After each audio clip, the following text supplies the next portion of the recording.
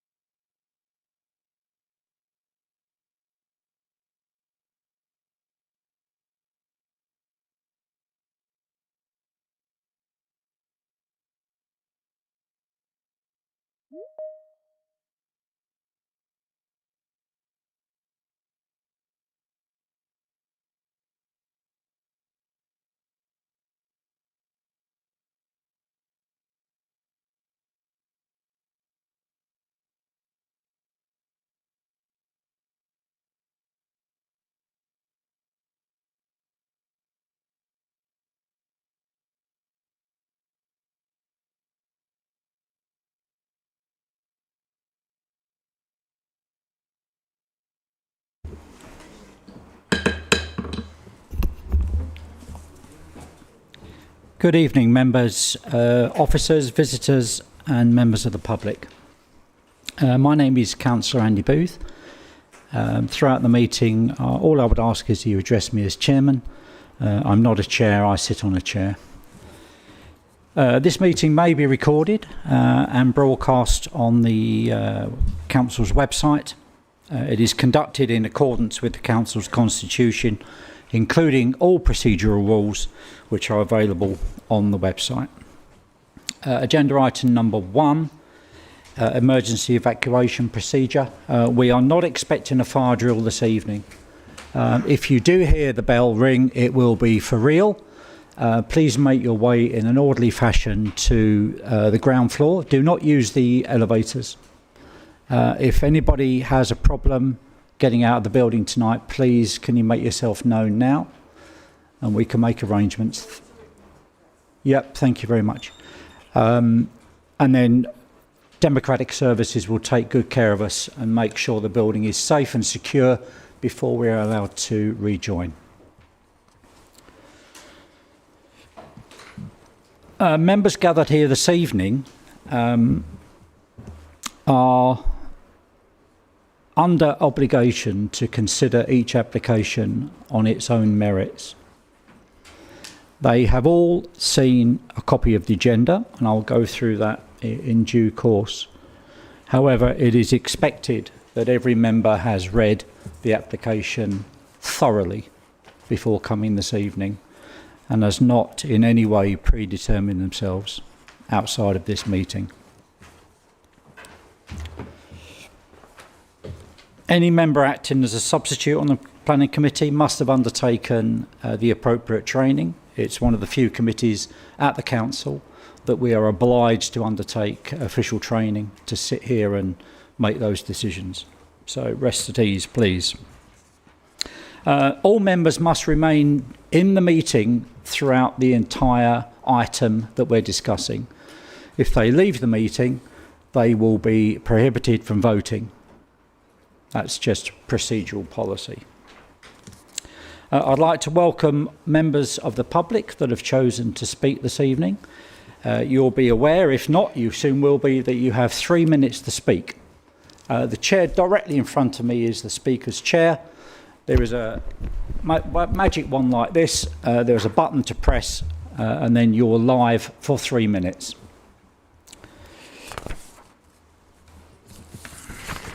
There is a beep to give you 30 seconds remaining of your time. I'm quite flexible, but I'm not daft, so don't use it or abuse it. The meeting will follow the agenda as set out. There are no changes or amendments to that agenda, So we will be hearing it in the order that we see it. Agenda item 2. Kelly, apologies for absence and substitutes, please. Thank you, Chairman. Apologies received from Councillor Monique Bonney. Her substitute is Councillor Derek Carnell. Councillor Kieran Golding. His substitute is Councillor Karen Watson. Councillor Ben J. Martin. Councillor Claire Martin. And Councillor Elliot Jays. Thank you. Thank you very much. Agenda item 3, that's the minutes of the meeting held in this chamber on the 17th of July, minute numbers 197 to 207. Are members that were present at that meeting happy for me to sign them as a true record? Thank you very much. I'll do so at the end of this meeting. Agenda item number 4. This is where I invite members of the committee, if you have a disclosable pecuniary interest or a disclosable non-pecuniary interest, to say it now. I see no hands. Thank you very much.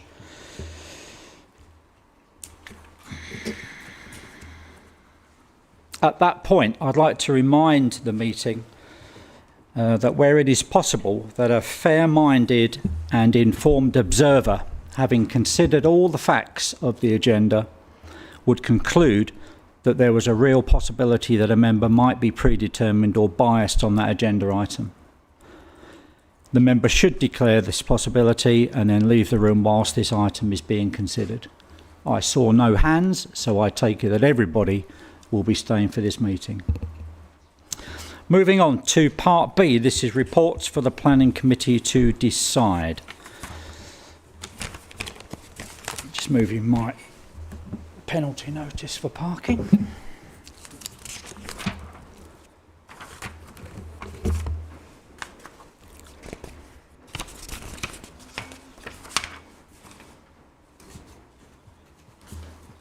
So the first item, which is agenda item 5, this is 2.1, 24-500-125-full, land at Pyestock Farm, Pyestock Road, Rodmersham, Kent, Mike Echo 9, 0 Queen November. Beg your pardon? Pitstock, sir. That's fine, thank you. Can I please ask Ben Oates for the initial opening statement, if there are any changes to what we see this evening, and also I understand there is a small presentation to have as well.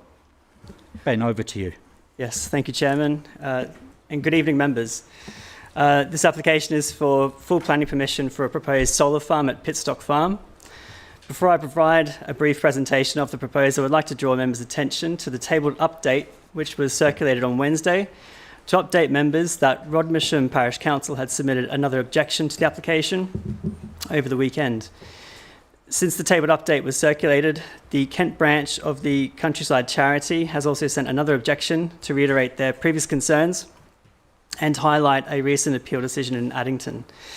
Another tabled update was circulated today to advise members of that objection. I'll now proceed with my presentation.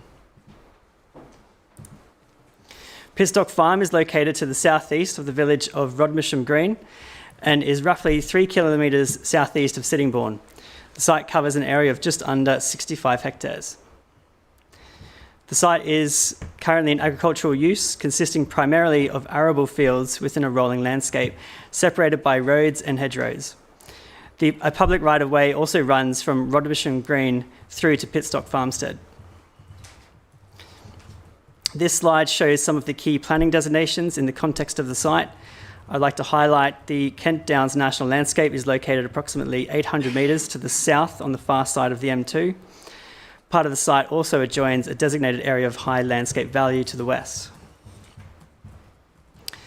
This slide shows the site layout of the proposed solar farm, which comprises ground-mounted solar panels together with associated equipment, access, security measures, auxiliary infrastructure, landscaping and biodiversity enhancement.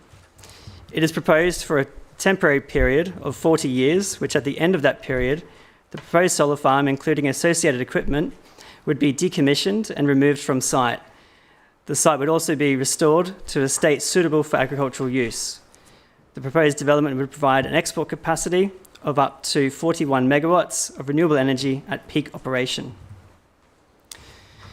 This slide provides a visualization of the proposal adjacent to the site within the first year of installation.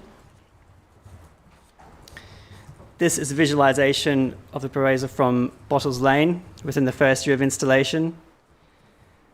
And this shows it after 15 years after installation. This slide shows the results of the submitted agricultural land classification survey, which indicates that the site contains a mixture of grade 1 to subgrade 3B agricultural land. 91% of the land within the site is classified as best and most versatile land. An alternative site assessment was carried out based on a search area radius of 8 kilometres from the Sittingbourne grid substation, which is the intended point of connection to the electricity network. This slide shows the cumulative land constraints shaded in grey. The alternative sites investigated were demonstrated to be either not suitable or not available. The proposal is also supported by a comprehensive landscaping scheme, which would provide visual screening and significant biodiversity improvements. Officers conclude that the proposed development would have a negative impact on the rural landscape and would be harmful to the setting of the Kent Downs National Landscape and the adjoining area of high landscape value. It would also result in a very low degree of less than substantial harm on several designated heritage assets and non-designated heritage assets.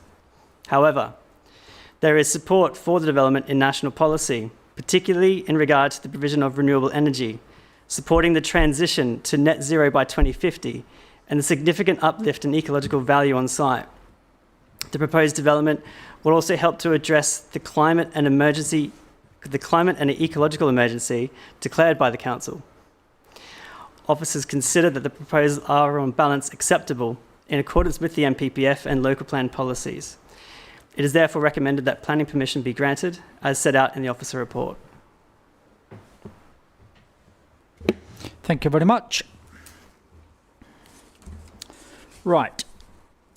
Before we start with the speakers, members, you will have received quite a considerable amount of electronic dialogue over the past week or so.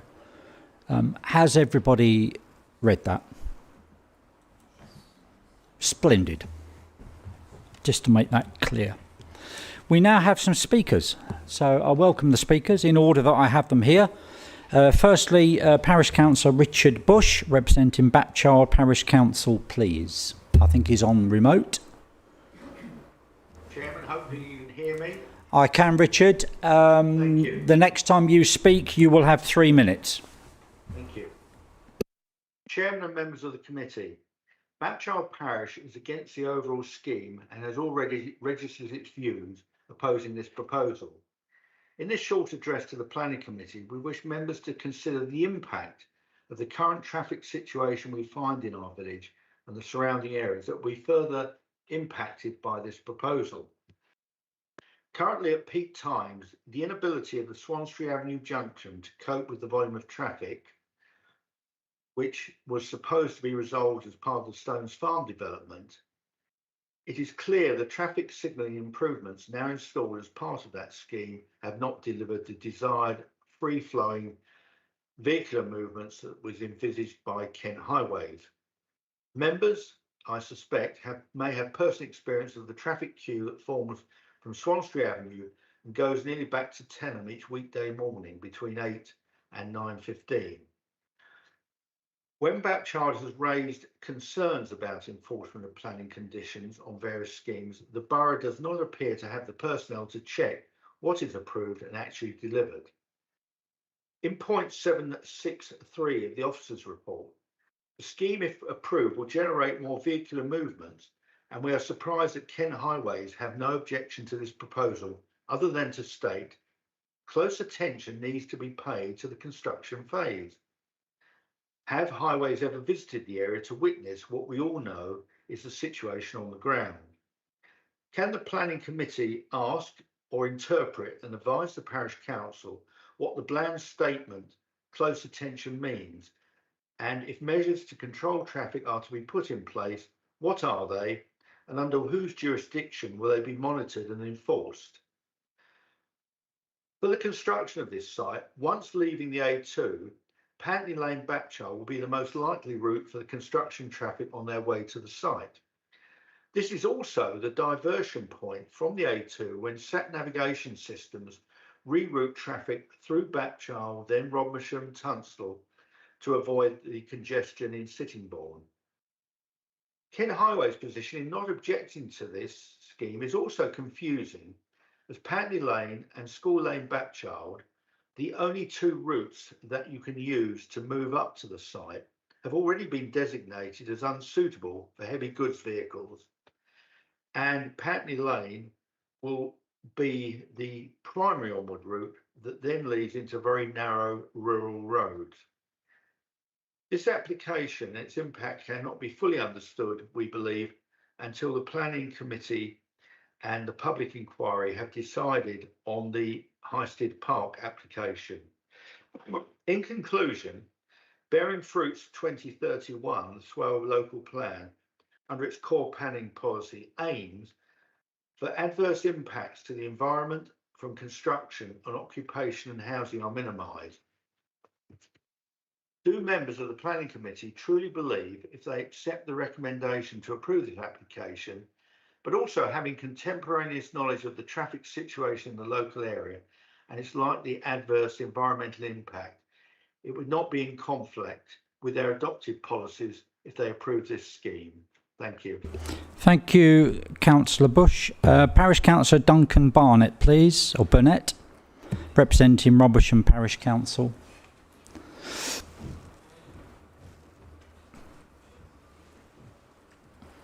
Councillor Burnett, welcome to the Planning Committee meeting. In front of you, this chair here, sorry, and it's the button on the left-hand side of that console. As soon as you press that and you're comfortable, your 3 minutes will begin. Thank you. Good evening, Chairman, members, ladies and gentlemen. I speak this evening as Vice Chair for Rodmersham Parish Council, and I urge you to refuse this deeply damaging application to the residents and the community of our parish. First, this is in the wrong place for such a scheme. The land in question is some of the best and most versatile agricultural land, grades 1, 2 and 3A. Government policy is absolutely clear. Our food security is a matter of national security, and poorer quality land should be used in preference to higher quality land. The Secretary of State's own written ministerial statement last year emphasised that the B&V land should be protected and rooftop and brownfield sites prioritised. This application rides roughshod over that principle. Second, the alternative sites assessment for this application fails to consider multiple sites that exist around Baldon, Ode Street and Keycole, as demonstrated within the Vigo Lane application. Third, the cumulative impact in Swale is intolerable. Between Pitstock and the Highstead schemes alone, just under 740 hectares of BMV land, nearly 5% of the Swale's best farmland, would be lost. That is not the small fraction of land ministers refer to nationally. Here, it would devastate our local farming economy, threaten rural livelihoods, and permanently change the landscape. Fourth, landscape and heritage harm. The site lies within the setting of the Kent Downs National Landscape, adjacent to an area of high landscape value, Kent level, and lies close to two conservation areas. Construction traffic would even pass directly through the Rodmersham Church Street conservation area, which the applicant has failed to assess correctly. This goes right past the Grade 1 listed St Nicholas Church, a building with over 1,000 years of history. This is wholly unacceptable. Fifth, ecology. The site is within the impact zones of both the Swale and Medway Estuary Ramsar and SPA sites. It lies close to Cromer's Woods and other ancient woodland. Surveys are inadequate and are desktop based. There is conflict with existing mitigation measures that Natural England have requested for Highstead Park. For example, the displaced skylarks from Highstead Park place these in the fields that surround Pitstock Solar Farm, leaving the Pitstock population with nowhere to go. Finally, this is not even necessary. The landowner has diversified into industrial uses at Pitstock Farm, yet none of the existing roofs have solar panels installed. Government grants and tax breaks exist to encourage rooftop solar. It is extraordinary that a productive farmland is to be industrialised while perfectly good roof space lies empty. The neighbouring farmland has been planted with new pear orchards, so true agricultural uses of this land has not been fully explored. Members, this application fails many of Swales' policies. I'm not going to list those, they've already been listed. It conflicts with national guidance on food security, landscape and heritage. We do not accept the planning officer's conclusions on the planning balance. The harms to our community and the residential amenity that would be lost should carry great weight. There is considerable impact on our farmland, heritage and national landscape which far outweigh the claimed benefits of this scheme. We must support renewable energy, but not at the cost of our communities, BMV farmland, our heritage and our national landscapes. Please refuse this application. Thank you for your time. Thank you, Councillor Burnett. Call Mr. Paul Forshaw, please.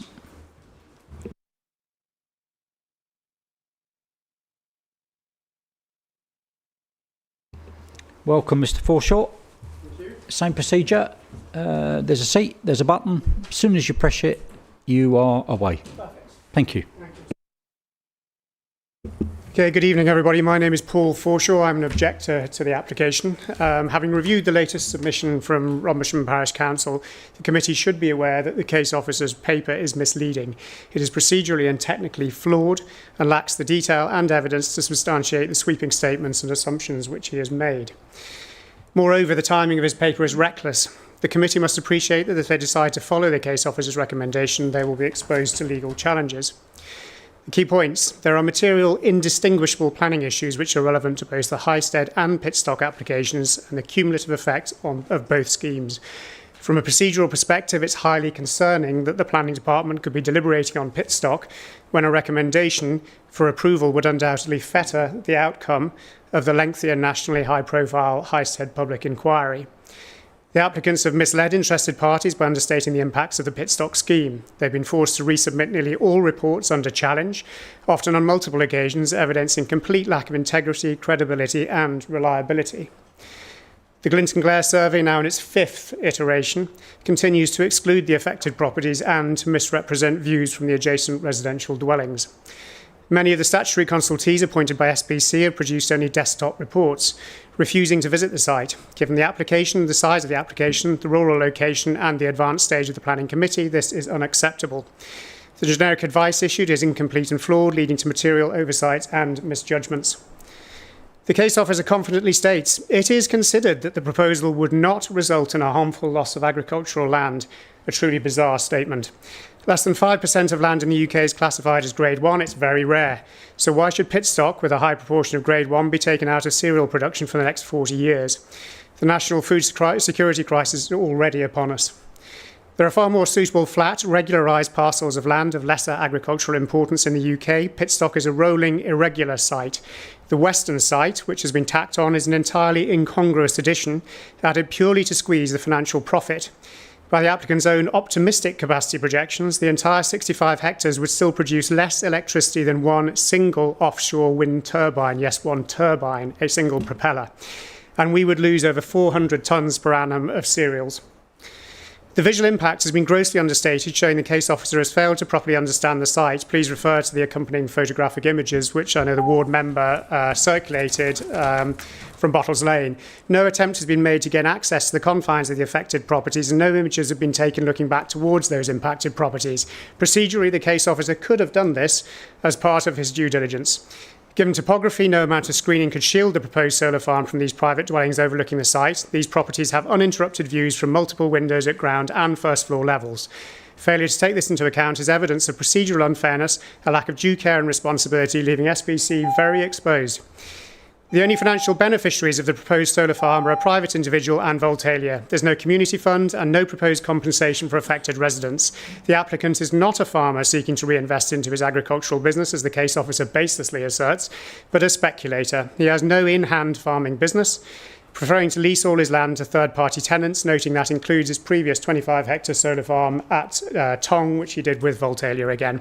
In summary, the proposed Pitstock solar farm has always been an opportunistic and speculative smash-and-grab raid on the countryside. I strongly urge the Planning Committee to take on board the very valid concerns around process, professional duty of care and legitimacy raised by Rodmersham Parish Council and the local residents. Thank you for your time. Mr. Forshaw, thank you very much indeed. I now call Mr. Robert Chamberlain, please.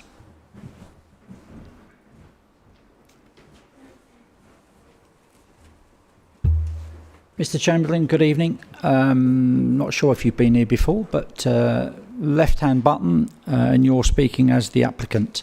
So when you press the button, your time starts. Thank you. Thank you, Chairman, and good evening, councillors. Our proposals at Pitstock Farm would make a valuable contribution to renewable energy targets and provide a significant new source of low-cost and low-carbon energy for British homes and businesses. The project would also provide a multi-million-pound investment in the regional economy, create a large number of jobs and raise a substantial amount of local tax revenue. As you will be aware, solar projects can't just be located anywhere. They can only be located where there's capacity on our increasingly constrained electricity network. In this case, we have a grid connection secured with UK Power Networks and went through a rigorous site selection process to identify a site. One of the reasons the site was chosen is because of its existing screening, and it's clear from the assessments provided that this enables landscape and other impacts to be managed. This screening is proposed to be supplemented with a comprehensive package of new landscaping, with the elements providing key mitigation to be planted at full height. This landscaping has been designed carefully, and when taken together with the other ecological enhancements, will deliver a significant net gain for biodiversity. As you will also be aware, UK farmers are facing a range of pressures, from unpredictable weather driven by climate change to recent changes in subsidy and tax regimes. The owner of Pitstock Farm is not immune to these pressures, and generating a consistent income from these fields will help him to diversify his business. Whilst it's accepted that the site contains BMV land, the grading is typical of land in the wider borough, and it has not proved viable for the production of fruit. After another year of poor yields and returns, it's clear why these specific fields are being made available to us for an alternative use. Your officers recognise that with a temporary development of this type, that there will be no harmful loss of any agricultural land, and that the resting of these fields for a temporary period will increase their productivity for future use. A comprehensive decommissioning plan will be secured by condition, ensuring full agricultural production can be resumed quickly when the solar farm is removed. Whilst there are clearly substantial benefits, we fully appreciate that this doesn't mean that the application should automatically be approved. We've listened to feedback from your officers, and we made substantive changes to the design during the determination of the application. This included the relocation of infrastructure within the site, the removal of panels adjacent to the public footpath, and a reduction in overall panel height. Clearly, with a project of this scale, some residual impacts do remain. The key policy question is whether these are controlled, mitigated to acceptable levels, and outweighed by the benefits. Your planning team have examined the evidence with reference to policy and relevant appeal decisions, and their recommendation is clear, that the proposals are consistent with national and local planning policy and should therefore be approved. We respectfully request that you accept their recommendation. I'd just like to finish by thanking your planning team, both for working so constructively with us and for weighing evidence from all parties with such care. Thank you. Thank you, Mr. Chamberlain. Thank you. So, the next part's quite important, and again, for members of the public, I'll explain the process. To engage the committee so we can speak to it, the actual proposal, the recommendation, has to be proposed and then seconded. I shall propose it from the chair, and I shall look to my vice chairman to second it. It does not in any way indicate which way I may vote this evening, just to make that clear. It just allows the committee to engage and speak. Okay, so from the chair, I'm happy to propose the officer recommendation. Second, thank you, Chair. Thank you very much indeed. Councillor Clark seconded. Do we have the ward member we do have the ward member. You're speaking as a ward member, Councillor Bonney. I am. Okay. Before you start then, Yeah. you'll see I've been quite flexible with my 3 minutes. Thank you. I understand the, should we say, appetite for this. I will allow you the same flexibility, but Thank you. we want to be done. So Okay, thank you. Thank you very all right. much. I get a subtle hint. It would be helpful before I start is if maybe the officers could bring up the photos, because I said I might want to yeah, speak. all members have seen the photos. Oh, okay, Yeah, fine. so we're All just right. going to carry on. Okay, Thank you. yeah, and just so everyone, right, okay, thank you very much. So I'm Monique Bonney, I'm the member for West Downs, and I come before you this evening in the strongest possible terms to ask that you refuse this application, this highly damaging application. This is what I would consider greenwashing. It's look at this, but ignore what's going on around you. One thing that has been omitted tonight is the decision from Vigo Lane. And if you've not all read it in detail, then I really, if you're minded to approve this, you absolutely should be reading this. Now, Vigo Lane, as you will see, the parish council and I have read the decision there. And throughout your paper are many references to the Vigo Lane. And it's unfortunate that some chunks of that report seem to be a cut and paste job into this report tonight. And it's not the same. It is completely different. Firstly, the best and most versatile land, there is significantly more. There was 46 hectares at Vigo Lane. There's 65 at Pitstock of grade 1, 2 and 3A BMV. And I would urge that you seriously consider, given the Minister's comments about how that is protected, to say this will be used for sheep grazing is quite frankly laughable. There will be no farm left. The buildings that are there have been commercially let. The last bit is the agricultural land. There is no infrastructure to support the grazing of animals up there. And once this is approved, if this is approved, there will be no farm. This is rolling countryside. This is in direct conflict with DM31. And for members, it's really easy for you to understand the issues here is to look into the executive summary provided by the parish council. It gives you all the policy numbers if you are minded to refuse. The Kent Downs, not only has the Kent Downs objected, but so too has the Countryside Charity. These arrays are 3 metres tall, plus there is supporting infrastructure. As I said, these are rolling valleys and hills. You cannot hedge this. You start hedging this and you compartmentalise the countryside. Heritage. We have a 1,000-year-old, nearly 1,000-year-old church. It has stood time immemorial. It is the most dominant thing in the landscape. It can be seen for miles around. The views from the top of it are protected. And if anyone had gone up there with me, which nobody has from this, they have at Highstead Park, you would be able to work out that you would be able to see the solar array from the top of that church. Not only that, but we have another problem. We have construction traffic that has been completely underestimated. 2 kilometres of internal roads need to be built. All that material needs to come in through the extremely narrow Pantney Lane, along the extremely narrow Church Street. There's only 150 foot of pavement, which is only for skinny people. It's about 18 inches wide, and that is in front of the Grade 1 listed church. Now, we've already had many accidents along Church Street. You have many footpaths also coming out onto Church Street. If you want to protect pedestrian safety, cyclists, the horse riders, all of those who regularly use this area, as well as the footpaths, and that's what the area is known for, many people come to visit the village, to use its facilities, its cafe, its shop, its businesses, and enjoy the countryside. And the footpath that crosses this site is particularly important. It's part of a circuit walk that many dog walkers come up and see. So I would ask that you take into account the impact which has been completely underestimated here. And not only that, but my poor residents, in some cases, have this solar farm on two sides of their properties. This is Pitstock Lane, this is Penfield Lane, and those on Bottles Lane.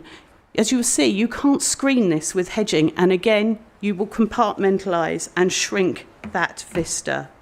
And the cumulative impact, you have two very nice maps. One of them is the pink one with the visual impact provided by the applicant, and the other one is the sites around the area, around that side of Sittingbourne, but you've got to think wider than that, about the impact on agricultural land and things that have been approved. That was submitted to the Highstead Park inquiry. It is considerable, and you need to take that into account.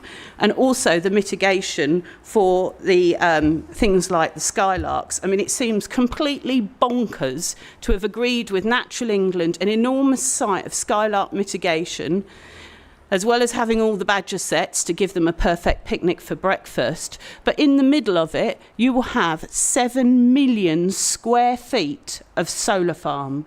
This is an enormous site. Councillor Bonney, I think that's perfect. Thank you very much. Right, members.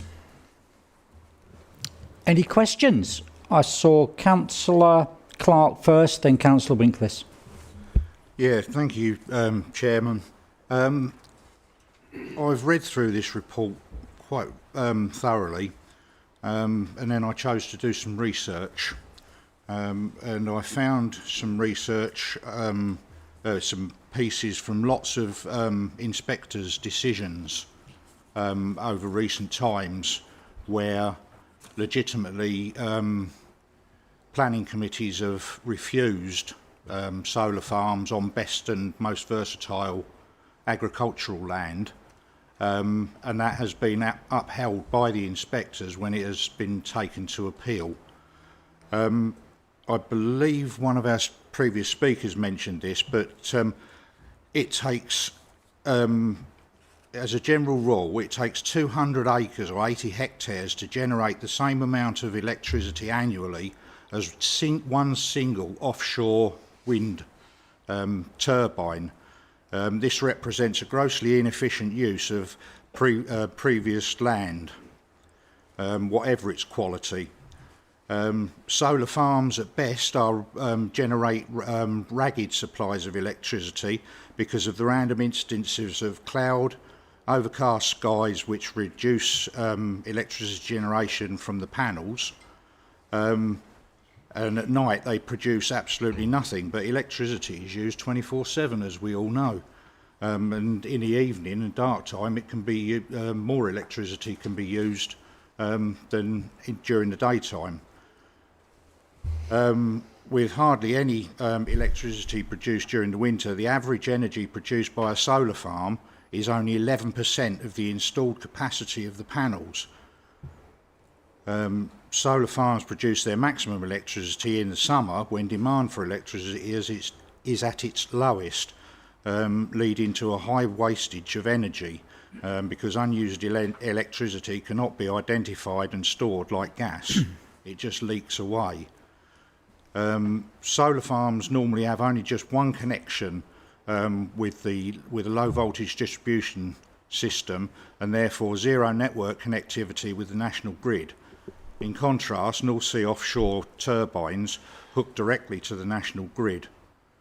The government has already indicated its strong support for offshore wind farm over solar, which is supported by the offering of £225 million of incentives for offshore wind and just £3.3 million for solar at the recent contract for difference CFD auction. This indicates that the government is 7 times more supportive of using wind power to meet zero carbon by 2050.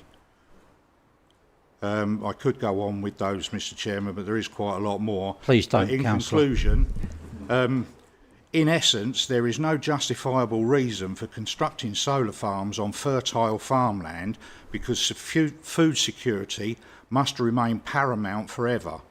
Solar farm energy is highly inefficient and can be replaced by surplus wind energy anticipated from the North Sea. In particular, solar farms should not be approved where best and versatile agricultural land is to be used to install that farm. Thank you, Chairman.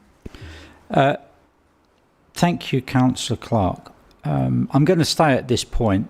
Members need to be minded that you are looking at an application for a solar farm, a solar array, not a wind farm. It is not for us. It is not for us to put alternative forms of electrical generation forward at this meeting. I understand where you're coming from, Councillor Clark, but we have to maintain that it is a solar array we are looking at this evening, and that's what we're judging it on. Councillor Winklis. Thank you, Chair. Yeah, I have grave concerns actually on this application to go along with the officer's recommendation. And that has been mentioned, I think, by the ward councillor and also Councillor Clark in his speech there. Yet again, we've got Grade 1 agricultural land being swallowed up. I find it quite amazing actually that this application has come before us before we've actually got the results of the Highstead Valley inquiry, which is due, I believe, whenever. Right, Councillor Winklis, I'm going to cut across you. Okay. Right, you look at the application before you. Yep, the application you referred to is not decided. Okay, please do not bring that into this equation this evening. Okay, thanks. Thank you. Fully understood. I will go back to my original point. I do have grave concerns, and I think, as the ward councillor said, the road access is down there is very bad for construction traffic. So I haven't totally made my mind up on it, but I will listen to the rest of the debate. But I do have grave concerns. Thank you. Thank you, Councillor Winklis. Councillor Terry Thompson. Thank you, Chair. First thing is I'd like to bring up are other sites available. There are other sites available, but they may not be the size of the application. In fact, just doing a quick assessment, there are over 16 square kilometres of accessible area that could be used. The fact that it's not available because no one's willing to pay the price is a different thing. We also have the technology and skills to offer renewable energy in areas that are a lot more challenging than BMV. So we need to look to that as well. Going to the national landscapes, it doesn't further the objectives of the national landscapes, especially with the current constraints imposed by the NPPF. Employment over a more diverse farming use for the future would mean that the employment levels would be far greater with sustainable farming techniques than it would be with a solar farm. Going back to the points raised earlier by one of the talkers, they said 5%. We've actually only got 2.5% of BMV. 60% of that is likely to be lost to sea level rise. So we have a unique opportunity in Kent, especially due to the Thanet beds, that we have one of the highest levels of BMV. Therefore, we have a duty to protect that BMV. Right, hold on, sorry, I've lost my point.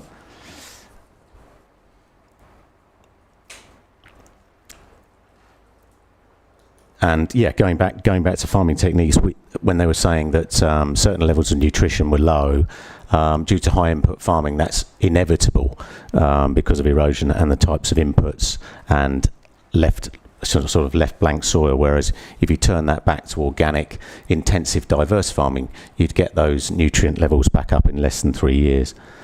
And scale, going back to the earlier point.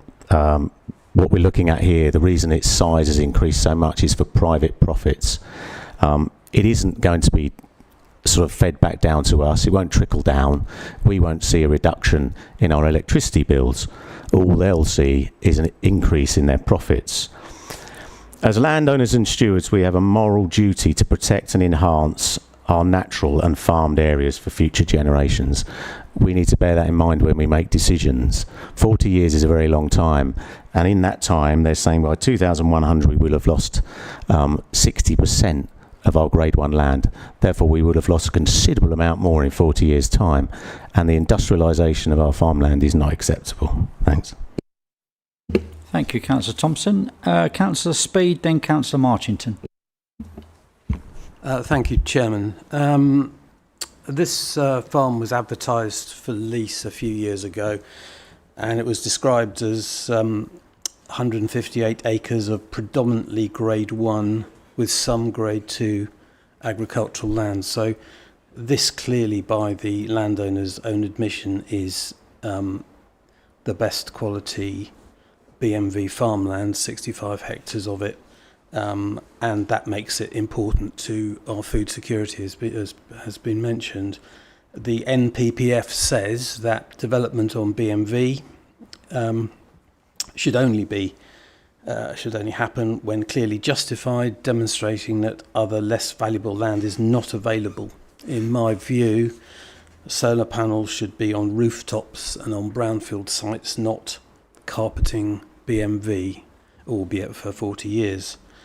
I'm also concerned about highway safety issues, particularly for pedestrians, for cyclists, for horse riders, of which there are a lot in that area, because there's going to be a massive increase in vehicle movements caused by the construction traffic, and what we're going to see is the site being accessed via Church Street 7 days a week for 6 months with huge solar panels on HGVs.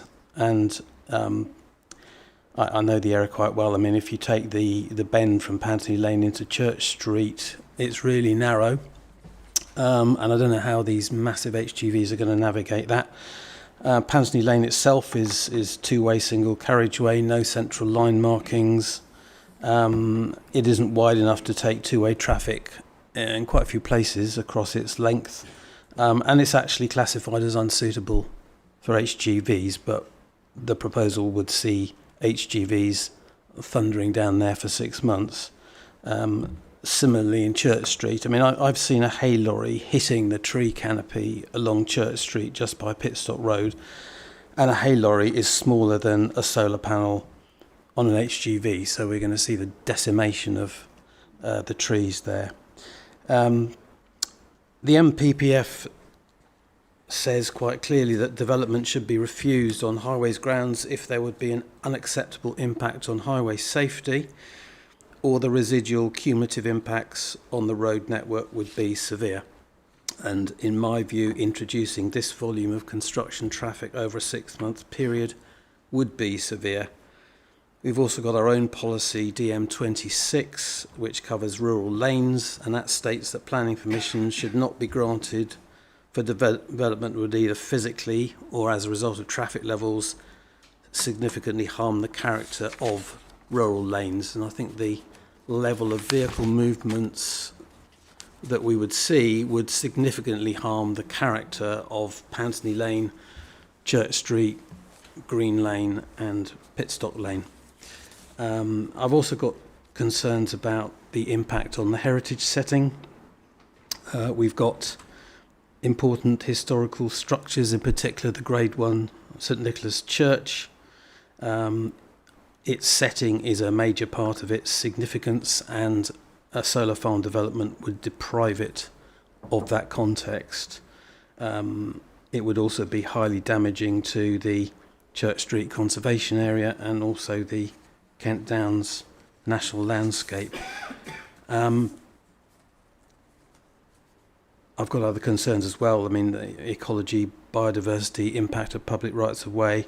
There seem to be a lot of harms that this proposal, if approved, would cause, and I'm struggling, Chairman, to see how the benefits of this scheme outweigh the many harms.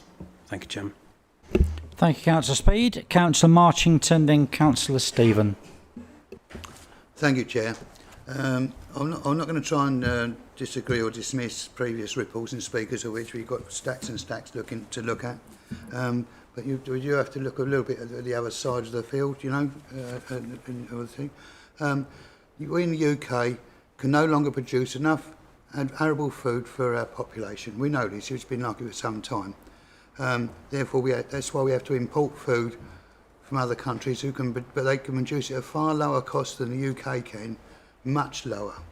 And we have to rely heavily on .gov farm subsidies in order to keep the farms going as best we can, but at serious cost to our country. Our biggest import, as I've said before, is from Ukraine. We're one of the largest ones. America's bigger than us there, because their wheat fields can't produce either, and they haven't got enough production either. Therefore, farmers have to diversify to improve their income in order to survive. One such item is energy production, solar. I've been involved with other farms that are doing water retention systems, and that's what I'm involved with some quite big ones at the moment. Another method that farmers are using to reduce is a reduction of labour costs.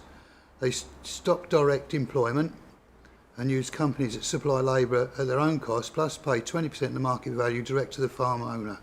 Therefore, there's a loss of farm employment when it carries on. I know several that do this, and it's had a really bad effect on tenant farmers. They've lost their living. It's a way of family life gone. And this is looking at the other side of the thing. One is still looking at trying to keep the farms going, obviously. And this application refers to a farmer trying to survive despite the inability to make farm profitable at the current low prices. And any reduction in the farm subsidy will collapse the farm totally, along with thousands of others in the UK. So you have to look at where the farmers are trying to diversify to keep an income, to even keep the rest of the farm going, and this is repeated throughout the country. I won't go on about any other items at the moment, just to keep that one point alive. Thank you. Thank you, Councillor Marchington, Councillor Stephen, and then Councillor Hunt. Thank you, Mr. Chairman.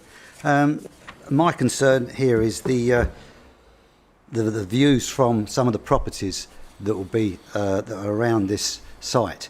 It's a huge site, and the topography of the land is highs and lows, valleys and hills, and I cannot see how that they can mitigate the views by planting hedgerows and trees.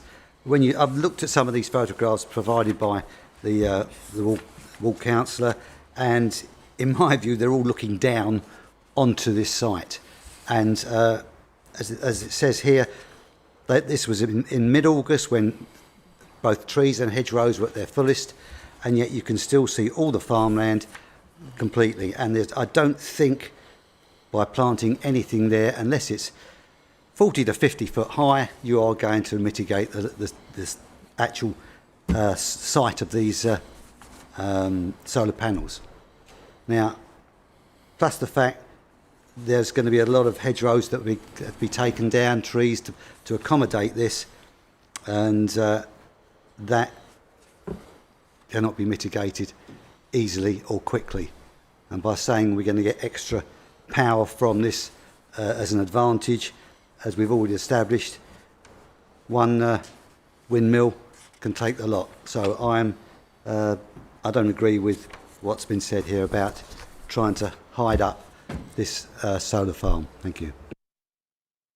Thank you very much. Councillor Hunt, you appear to be the last one. Thank you. I think looking through it, just hearing all the speakers and all the objections, I think they are valid objections that have been raised. But I think looking at the report, and it is all on balance, as has been said, and there has been things said with government, with national policy, BMV lands, and they've got great weight to it. But with solar and energy generation is a massive thing in national policy, and significant weight does need to be given to it, and that is written in there. I think it's helpful to hear about the Vigo Lane one, because that is very, very similar. It had exactly the same issues with land, the look of the land, the heritage assets, and it was along a similar size as well. It's 40 megawatt compared to 41 megawatt that we're looking here. I think it's good, if nobody has seen it, they should read that report from the inspector, because it should be noted that we lost that appeal, and that has now been approved. exactly the same issues. It has been mentioned by the ward member that is a good one to look at, and there we are. It's been approved. And when you go through that, all the objections that have been raised here this evening have all been hit back on that appeal. And because it's 40 years that it's looking at, it's a temporary thing. The best and most versatile land isn't completely disappearing with housing development. It will be returned at some point in the future.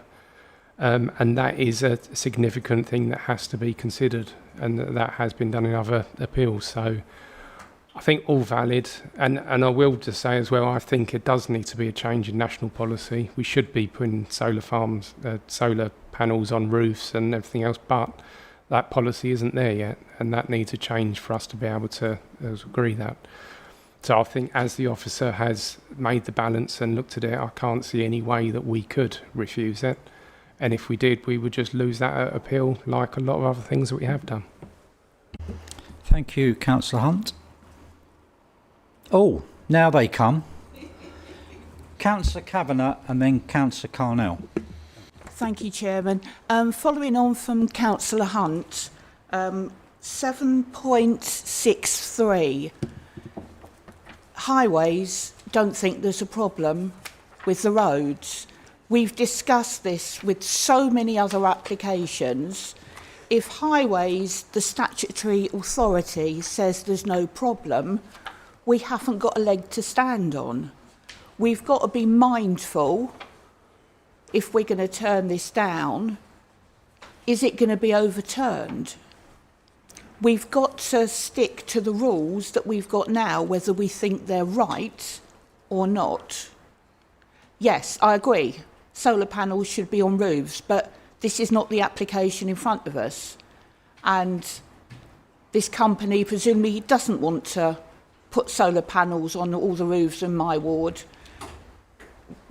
It's difficult. We've got to stick and be mindful of the officer's recommendation. Thank you. Thank you, Councillor Kavanagh. Councillor Carnell. Yes, I've listened to everyone. Very interesting. But what worries me more than anything, in the future, we can't now feed the nation we've got. The population will increase, and we're just chucking good land away to build something that doesn't do much, to be quite honest. So I personally will be voting against this application. Thank you. Thank you very much. Okay. Members, I'm really surprised not one of you asked a question. Lots of people making statements, lots of people claiming to be photovoltaic engineers, turbine engineers. Nobody's asked a question. Hey ho, I will.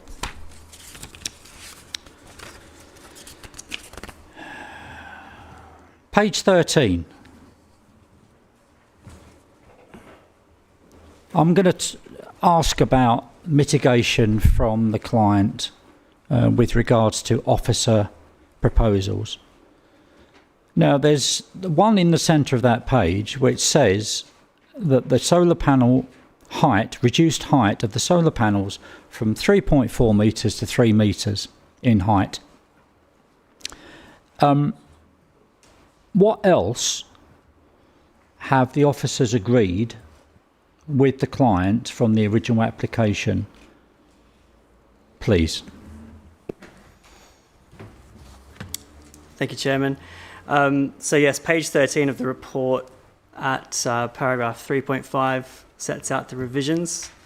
So there were some other minor site layout changes that included relocating a section of panels that were previously proposed adjoining the public right-of-way. That was to open up the public right-of-way a bit more to mitigate the impact of an enclosed feeling for large sections of that public right-of-way. The applicant realigned the internal access track. That was to move it away from the public right-of-way to protect the amenity of use of that public right-of-way. The reduced height was that was brought forward for landscape and heritage mitigation measures. So it seems like a fairly small reduction, but over large distances that can actually have a bit of an effect. So with the landscape screening, that would have more of an effect of mitigating it. Wouldn't make it invisible entirely, but it just reduces the impact slightly. Additional hedgerow screening was also provided. For instance, adjoining the properties in Penfold Lane, where it was found that it was proposed to provide planting there, but it would take years to grow. Because those impacts would be immediate, we asked that that planting be provided at full height at mature age specimens at installation. That was agreed. So that's a flavour of the revisions that were made during the process. It was a fairly long application process. There was a lot of revisions to reports going through it. We did scrutinise the material quite meticulously. We had independent consultants on board. We got it as far as we could in order to make a recommendation. Thank you very much. Moving on. I think, again, members, because everybody has read this, there's a few paragraphs within the report that don't help. Page 16. Under amenity, it says, large solar projects usually use drones as a method of visual maintenance. That is not mentioned in the application at all. It's not there. Similarly, page 18. Concern that there are storage containers on site that could house batteries. That's not part of the application. There is no mention of that in the application. It doesn't help when we read that in the document. It clouds judgment, potentially. Page 19. Many solar panels are manufactured in countries with lax environmental regulations. That is nothing to do with this application. Absolutely nothing. I could go on, and I will. Page 20. Now, this to me is an important one. Under the heading Other, it says, the offer of a community fund is not part of the formal proposal. Now, I'm sure there will be members of this committee that have been involved with either solar or turbines within their patches. I have, and I have successfully negotiated community funds on both solar and turbine arrays. I'll ask the officer, at any point, has that been part of consideration? Thank you, Chairman. Firstly, may I just highlight, these are points of objection from the public or other bodies. So these aren't necessarily parts of the proposal. When I wrote the report, I was just trying to accurately report the types of objections that were coming in. Whether they're part of the proposal or not, I'll still put it in, just to highlight that. So a community fund was offered, as I understand it. It wasn't part of the proposal.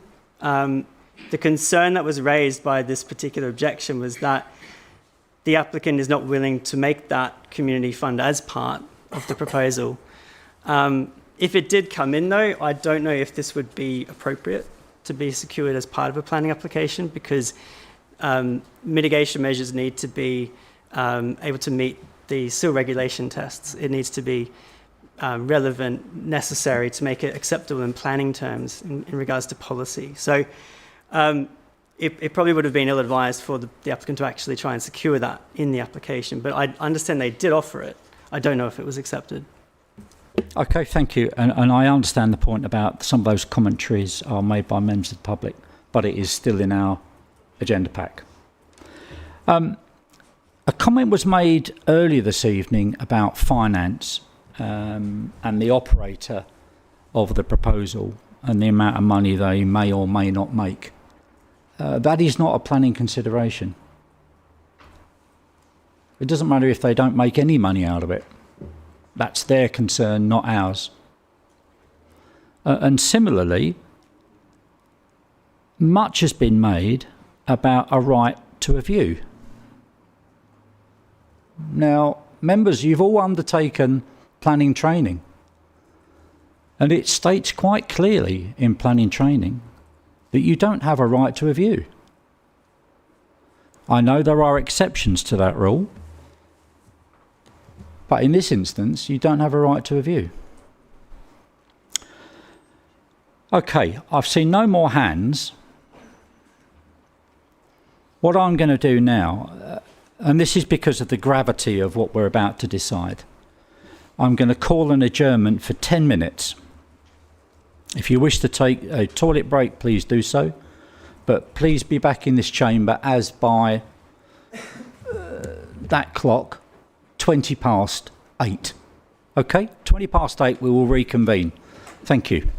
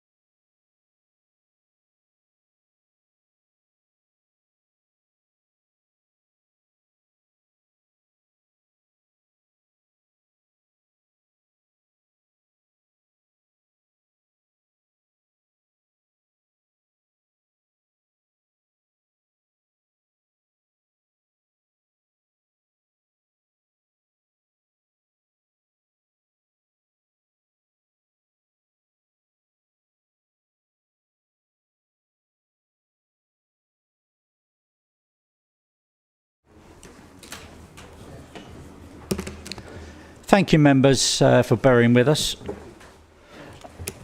Everybody will understand that this is a interesting application.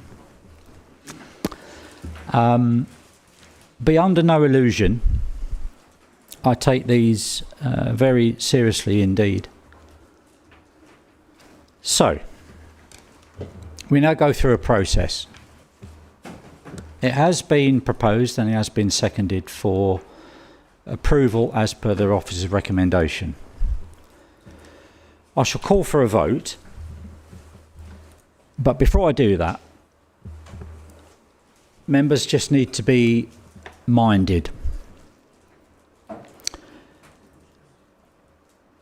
of what you're about to decide, predominantly. If you choose to vote against this, you will need a substantial reason for refusal. Okay? If you make a substantial reason for refusal, you will also be expected, should that be agreed by majority, you will also be expected, if the applicant appeals, that you will attend that appeal and state the reasons why. Okay? So you don't just shirk it off and say, I don't like it for this, this and this, and then go away thinking I've done my job. That's not going to happen. So, bearing that in mind, one of the reasons for having the adjournment was I wanted to get clarity from the officers, for the public's point of view, as to the timing of this application. We have a number of reasons why we see applications and they're all bound by a time scale. If we don't make a decision within a certain period of time, there's a thing called non-determination, which is quite savage. So I want to avoid that absolutely. So we are here to make a decision this evening. So that has been proposed by me, that has been seconded by Councillor Clark. Those in favour of the application, please show. 1, 2, 3, 4, 5, 6. Those against? 1, 2, 3, 4, 5, 6.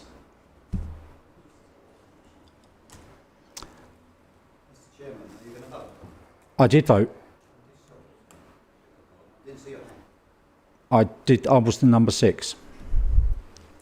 As is customary, the chairman has a casting vote. So I will maintain my original vote, which is 4. In that case, this application is approved. Thank you very much. Chairman, sorry to interrupt. I didn't actually vote, but would like it known that I abstained. You abstained? Same as me, Councillor Wickness abstained. Thank you. I was going to come on to abstentions. That's 2 abstentions. Thank you. Thank you very much. So that is 7 for, 6 against and 2 abstentions. Right. Agenda item 2.2. This is number 25-500-761-full. Land west of Church Lane, Newington in Kent. Can I ask, please, Ian Harrison for the update, and I believe you have a presentation? Thank you very much.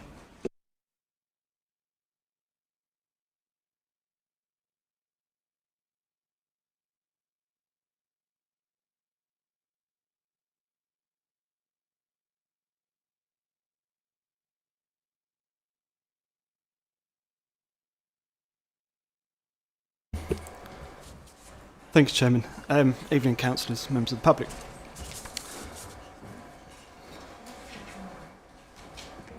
Can we turn one of those fans off, if it is a fan, please? Oh, it's... Thanks, Terry. No worries. It crept up on you. Thank you. Ian, please. Thank you, Chairman. Let's to do the update first. So councillors will be aware that they've received a members' update, which includes three items. One relates to comments that have been received from Network Rail. One relates to a link to, so I should say that the Network Rail comments relate to a preference for improved access to the other side of the railway line, and they'd support highways if anything was requested, but it hasn't been. There's a link to the members' briefing note, which was circulated to the planning committee members by the applicant, and a representation has been received suggesting 4 reasons for refusal, received by the ward councillor. Both primarily, the first 2 relate to the need to provide school capacity and a completed planning obligation, and the second 2 relate to creating safe environments, particularly for women and girls, due to a lack of lighting. Since the update has been circulated, I've had an email from the applicant which highlights that the education requirements and the need to complete a planning obligation are factored into the recommendation, which seeks a resolution to grant planning permission subject to Section 106 agreement, which would address those matters. And the applicant has advised that lighting could be provided if it was required under the terms of a condition. It has been proposed on the footpath as bollards, but it's also been avoided for the remainder of the site in the interest of complying with the ecology recommendations. So that's the updates. Too many papers. So this application relates to land west of Church Lane, Newington. Proposal is for 90 dwellings and associated works. That's the application site. To the site sits to the south and southeast of the school lane development that's being undertaken by the applicant, is nearing completion. It sits to the south of the Newington Primary School. It sits to the west of Vicarage Court, Denham Road, Hastad Road and Westwood Walk, and to the north of the railway line. There's a public footpath, public right-of-way, number 38, to the west, which leads from the tunnel to the southwest of the application site and heads in a northwesterly direction. The site is outside the built-up area boundary, which is shown on the left there, and it hasn't got any heritage assets directly applicable to it, although there are some nearby conservation areas and listed buildings, as can be seen yellow and red on the plan there.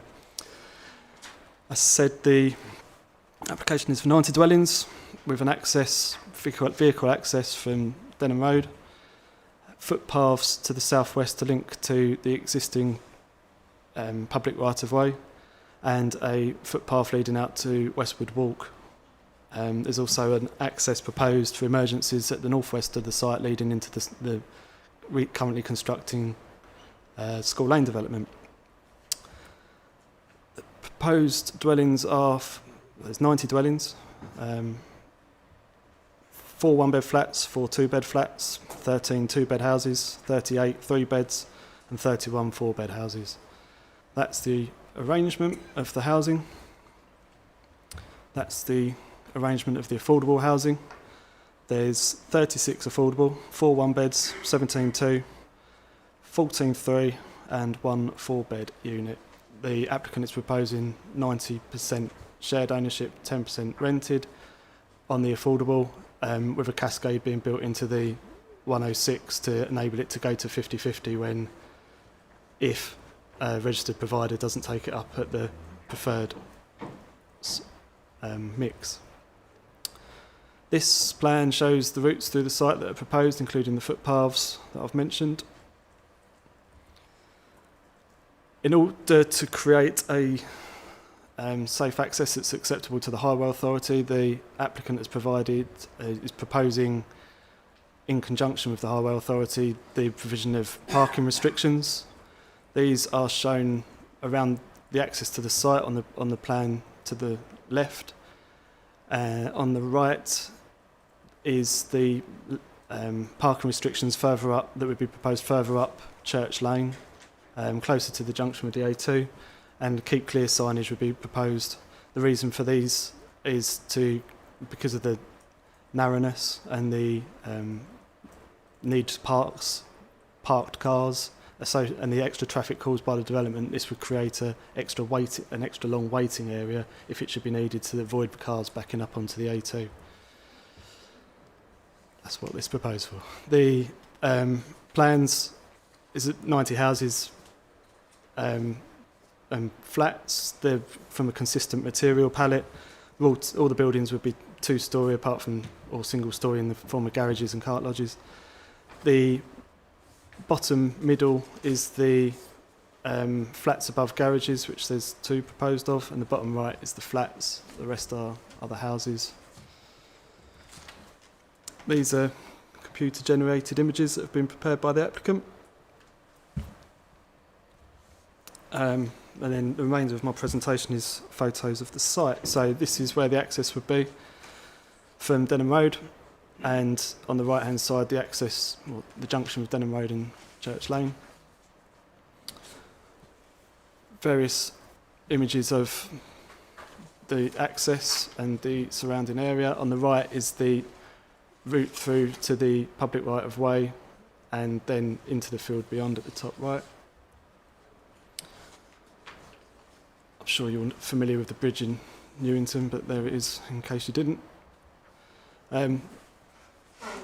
These are, next few slides, are views from where the access would be. This is looking westwards from effectively the end of where the access would be from the end of Denham Road. Sorry, wrong way.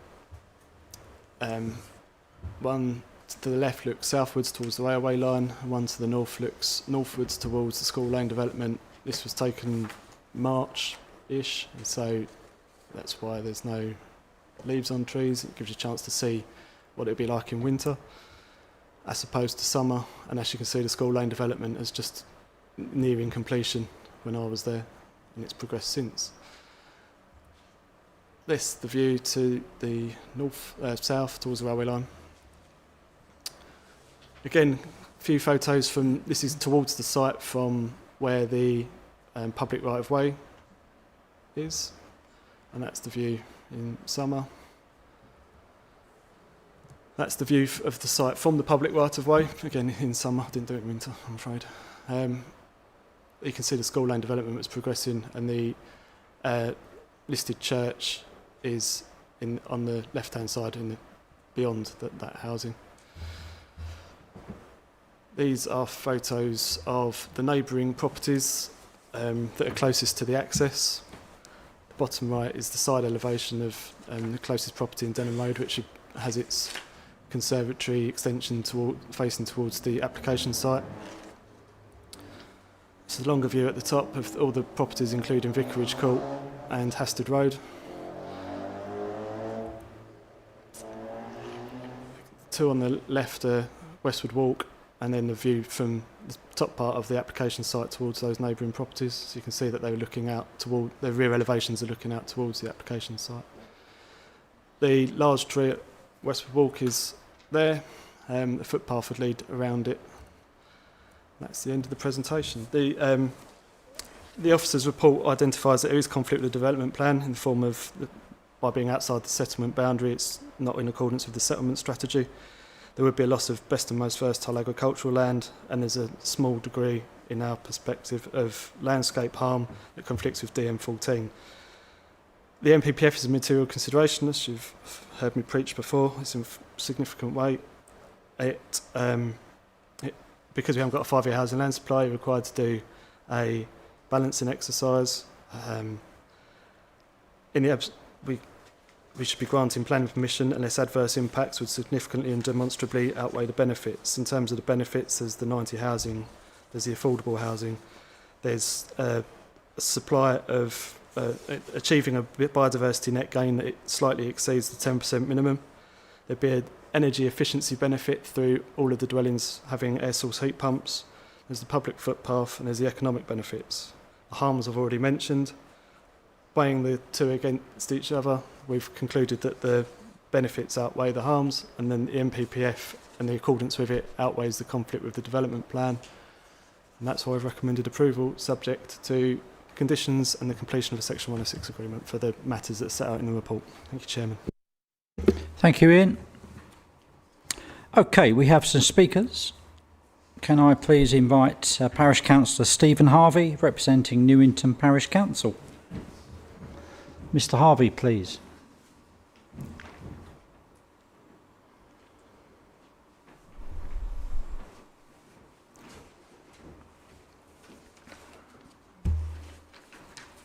Welcome, Mr Harvey. You've done this before.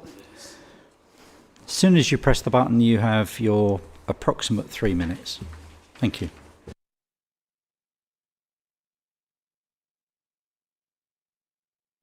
Good evening. Just to get a perspective, Church Lane is 2,000 years old. It's got 120 homes in it, mostly 18th or 19th century. Sadly, they didn't see the motor car coming, and so it's a narrow lane. There are several side roads leading off it. If this application were approved, it would mean you'd agreed to 150 more homes since 2011. In other words, you'd more than doubled the number of homes on Church Lane. And I haven't included the traveller sites in Wardwell Lane, which no one's yet managed to count. The inspector, who finally granted, after several applications, the current development next to the school, said, "I accept that Church Lane is narrow and a challenge for the driver in either direction." The officer, quoting the NPPF, says, "Development should only be prevented or refused on highways grounds if there would be an unacceptable impact on highway safety, or the residual cumulative effects of the road network following mitigation would be severe." I would argue this will be severe. The mitigation measures are inadequate.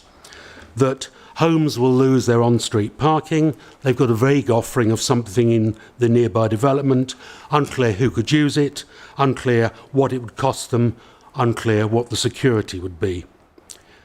Church Lane's difficult to navigate any day. The problem's critical at the start and the end of each school day. The cumulative effect of this development, 90 more homes, will make matters even worse. Denham Road, Hasted Road are perhaps misleadingly named. Westwood Walk is actually more accurate. Backing on to Grade 1, best and most versatile farmland. 6 previous applications have been refused. They're given very scant attention in the officer report. No reasons given for those refusals. The top of Church Lane is often blocked. Traffic has to turn into Church Lane to see if the road's clear. This blocks any traffic trying to leave Church Lane. The proposed keep clear signs are given little attention in the report. They wouldn't solve the problem anyway. You have to turn into the lane to see if it's clear. Again, the inspector report from 2023, I experienced for myself the difficulties involved in turning into Church Lane from the High Street and emerging from Church Lane, particularly when turning right. And see again the Railton report. If you've any doubts this application shouldn't be refused, then please conduct a site visit and see for yourselves. Thank you. Thank you, Mr Harvey. Can I now call Jane Venables, please? You can sit there, Jane. Yeah, cool. So on that console, you have 2 buttons. If you press the left one, as soon as you're comfortable and ready, you have 3 minutes, please. Mr Chairman and members of the committee, I'm a resident of Church Lane, speaking on behalf of the local community. Our principal objection concerns the wholly inadequate parking provision and real traffic fears. The developer proposes just 14 spaces for residents who would lose roadside parking, yet far more will be lost through double yellow lines and highway changes. Most homes on Church Lane have no off-street parking and rely entirely on the road outside, so this is a clear net loss. The compensation offered, a car park inside the development, is neither practical nor fair. It is up to 200 metres from many homes, making it unsuitable for elderly residents, families or those with disabilities. Insurers often require cars to be visible from the home, and Kent Police have warned that such car parks are poorly overlooked, prone to crime, and likely to increase insurance costs. Human nature means people will still try to park as close to their homes as possible, displacing vehicles already congested into side streets. Meanwhile, delivery drivers, carers, and emergency vehicles will struggle with access. Church Lane is an ancient lane in a conservation area. It measures only 4 metres wide, and with cars almost permanently parked along one side, this reduces to around 2 metres, barely enough for a single vehicle to pass, let alone the traffic from nearly 100 new dwellings. In addition, how do Furnham expect the construction traffic can be driven safely at this point? The lane is simply too narrow to do so without serious risk. Swale planning forbids Furnham Homes from using Church Lane for construction traffic for their current build. As late as last week, this was still happening, with heavy construction traffic using the path as they came down the lane. Who is to say that they won't comply with planning conditions in the proposed site? Residents are rightly angered that a private developer can profit, while existing households are left worse off, unable to park outside their homes and potentially charged for insecure spaces they never wanted. Worse still, the double yellow lines could be introduced before the car park is built, raising real fears the developer could simply drop it altogether. Beyond parking, there are serious traffic concerns. Church Lane already functions as a single-track road, is gridlocked at school times, and its junction with Denham Road is unsafe. Extra vehicles will only worsen congestion, road danger, and risk to pedestrians. Finally, I remind the committee that Swale Council refused a similar application for access in 2010 because of highway safety concerns and loss of parking. Traffic levels have increased significantly since then. What was unsafe then is unquestionably unsafe now. For these reasons, we urge you to refuse this application. Thank you. Thank you, Mrs Venables.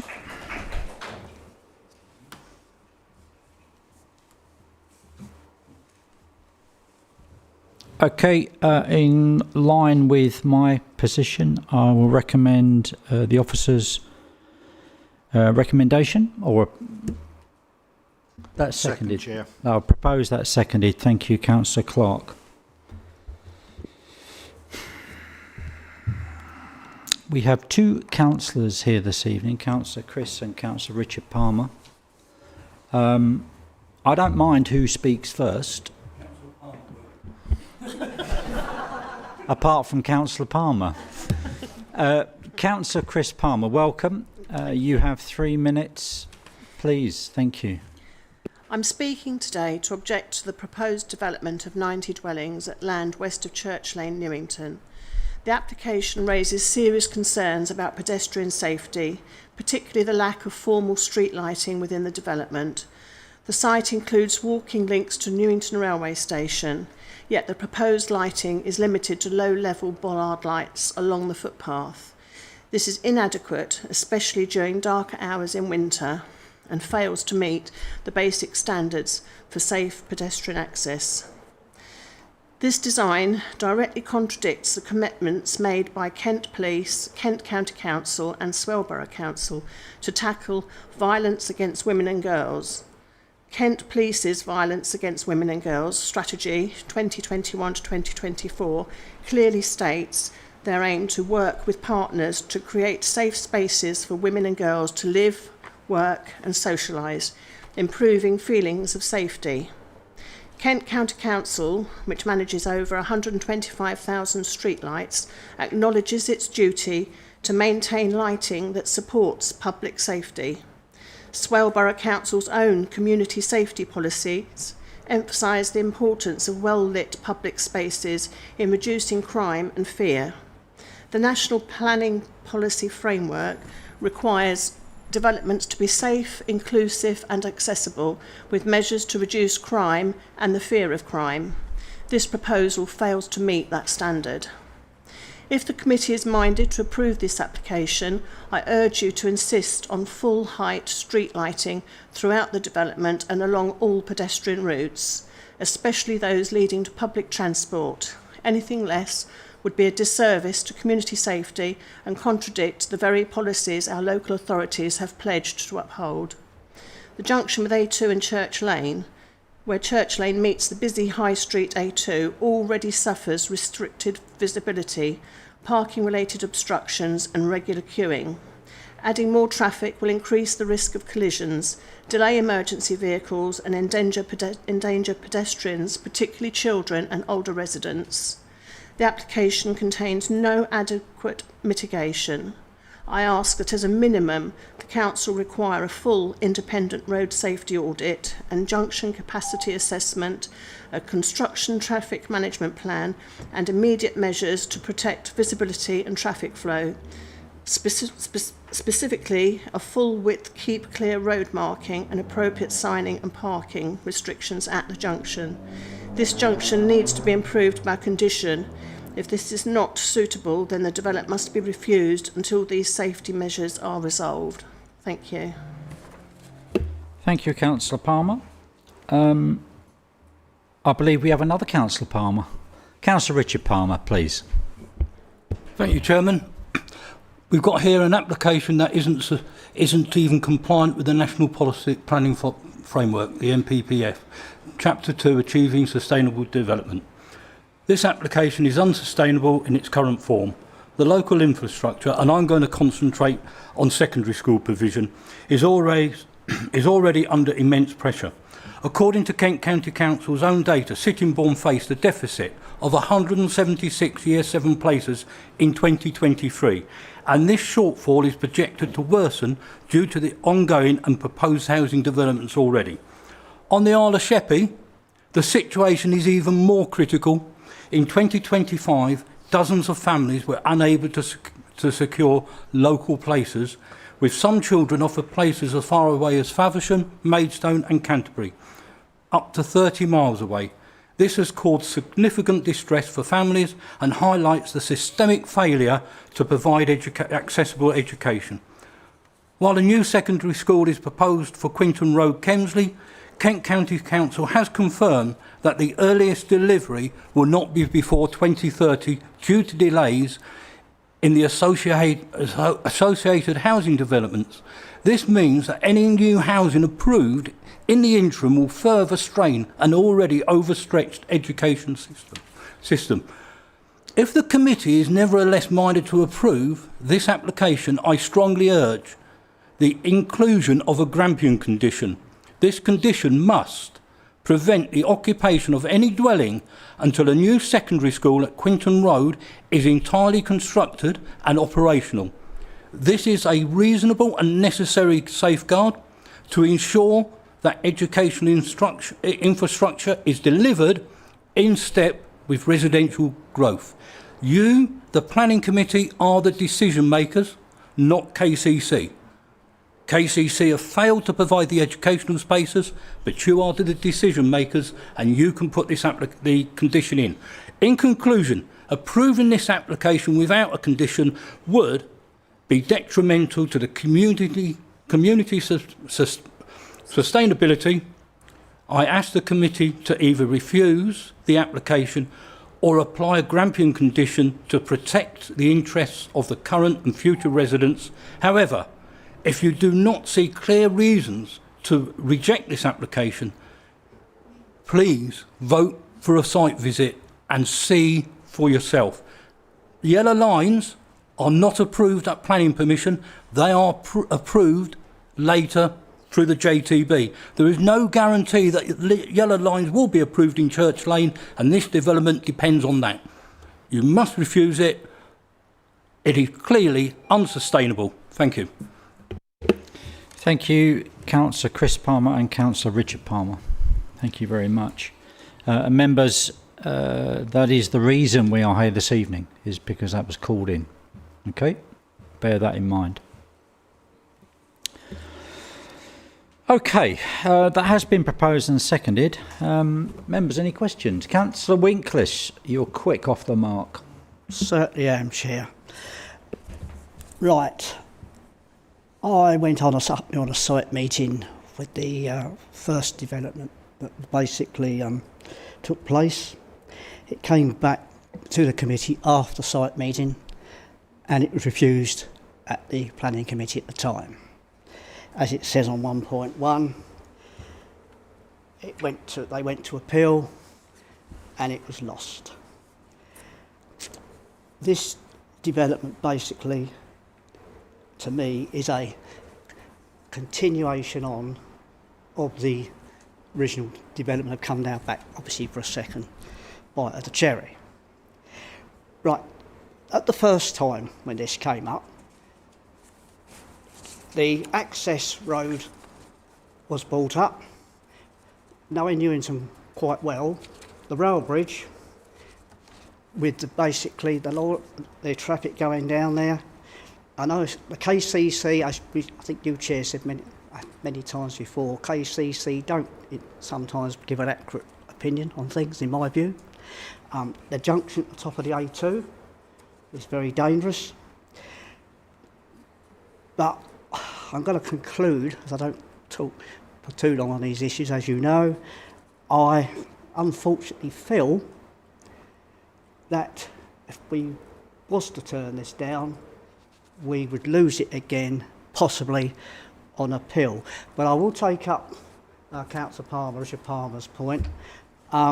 If we are minded to pass this tonight, can we have the condition put on for the Grampian? I'm asking the question by you, Chair.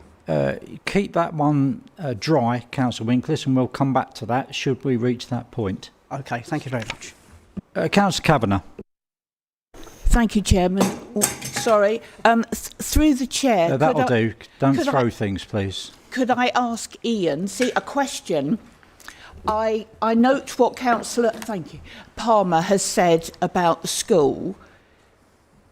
Is it an adequate reason to refuse an application?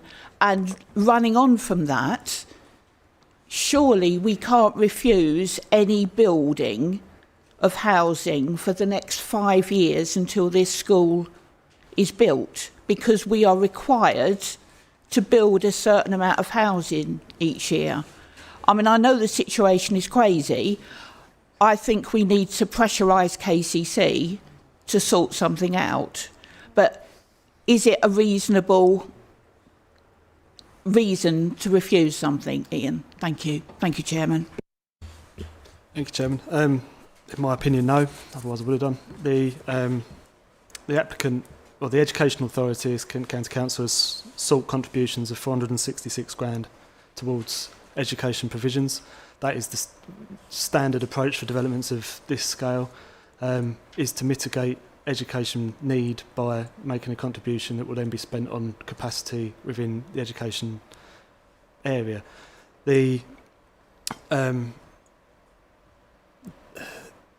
It would be very difficult to say that a condition, as suggested, meets the relevant tests, because it would be out of the control of the applicant to be able to have any influence over whether the school would be built. That makes it, I would suggest, quite unreasonable to impose a condition. The educational authorities, I believe, are required to make provisions for education. There are various ways to do it. To link it to a specific school which hasn't been built, might not be built, would be problematic, because what if capacity was provided at a different school in a different way? The need that is arising from this development would be met through the planning obligation, which would secure the financial contributions which should be spent on education, and that's all that, under the terms of our policies, I think we can reasonably require. Happy, Councillor Kavanagh? Excellent. I think I'll come back on that point as well. I think it would be wholly unreasonable to expect any developer to say, you've got approval, but you can't build, or I think that the statement was made, you can't occupy until the school is ready. Any development does cover, once it's built and it's sold, that money then goes to fund the remainder of the build. Okay. Who we got? Legal online. Good evening. You wish to make a statement, please? Yes, it's simply to reiterate and to emphasize what's already been said in so many words, which is that any condition, be it a Grampian condition, which simply is just a negative condition, or any other form of condition in these circumstances, would be highly ill-advised for the simple reason that none of the criteria for conditions in the NPPF would be satisfied, foremost of which would be that it would not be enforceable. You can't enforce a condition of that nature and order somebody or take somebody to court to say you've been in breach of a condition, therefore build a school. You just can't do it. It's just too massive. It's outside of the planning unit. It's not enforceable. It's not precise. And overwhelmingly, it is unreasonable and would be seen as unreasonable. So I would say very decisively to eliminate that possibility from your evaluations and your determination today. Thank you very much. Point taken. I think it's another important issue. I believe the amount of money that the developer has offered to Kent County Council is within the guidelines. Is that correct? Thank you, Chairman. The amount has been suggested by the Education Authority as using their calculations for establishing what the need would be derived from this development and how that calculates to pupil places and everything else. That's the standard procedures based on their practices. And that's circa £500,000. 466,530. Splitting hairs. We all know £500,000 to some people is an awful lot of money. £500,000 to mobilising school places, I can assure you, doesn't go very far. Does not go very far. Yes, please, Councillor Stephen. Thank you. I accept that it is unreasonable for any sort of applicant to give that amount of money for a school. But are you saying it's reasonable for people moving into these houses that have children not to get a school place? Is it reasonable or unreasonable? I think it's unreasonable. So it works both ways. Although it's not a planning condition, it's a moral condition. And I think that this should be taken into consideration. You just can't plonk houses anywhere and not supply the amenities. Mitigation in this case is obviously not enough, and we don't expect an applicant to put in that amount of money. But something else should be done to ensure that when people move into an area, they've got adequate amenities, and that includes school places. Anybody else? Okay. That's a really valuable point. We have seen across this borough over the past 4 years, that I'll classify that as infrastructure, as a generic term, schooling and education. Yeah. We have huge issues in Swale for education places, huge issues. We heard earlier about the ridiculous situation on the Isle of Sheppey, where we have the wonderful news that the secondary education has gone ballistic. It's gone out of control in success. It is very successful. However, we don't have the places. So for the first time in generations, that site is now oversubscribed, which is a good news story, apart from the dozen or so that I think are still remaining children that don't have places locally. Now, I know provision can be made elsewhere, but it's aggro, it's frustration for the children, it's frustration for the parents, and it's frustration for the Education Authority. And it's very costly. That's the other part to it. It's very costly. Okay. Page 88 and page 89. This comes with a history of refusals. 1975, it was refused. Bear with me. 1977, In January, it was refused. Again in January, it was refused. In August of 1977, it was refused.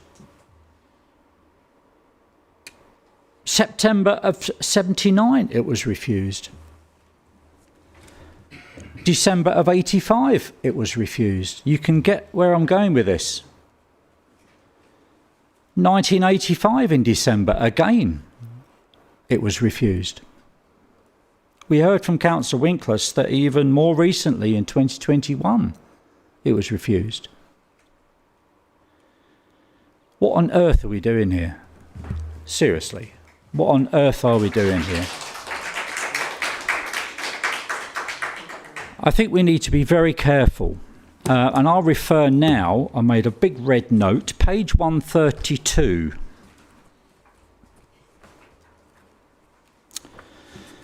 This is on the conclusion.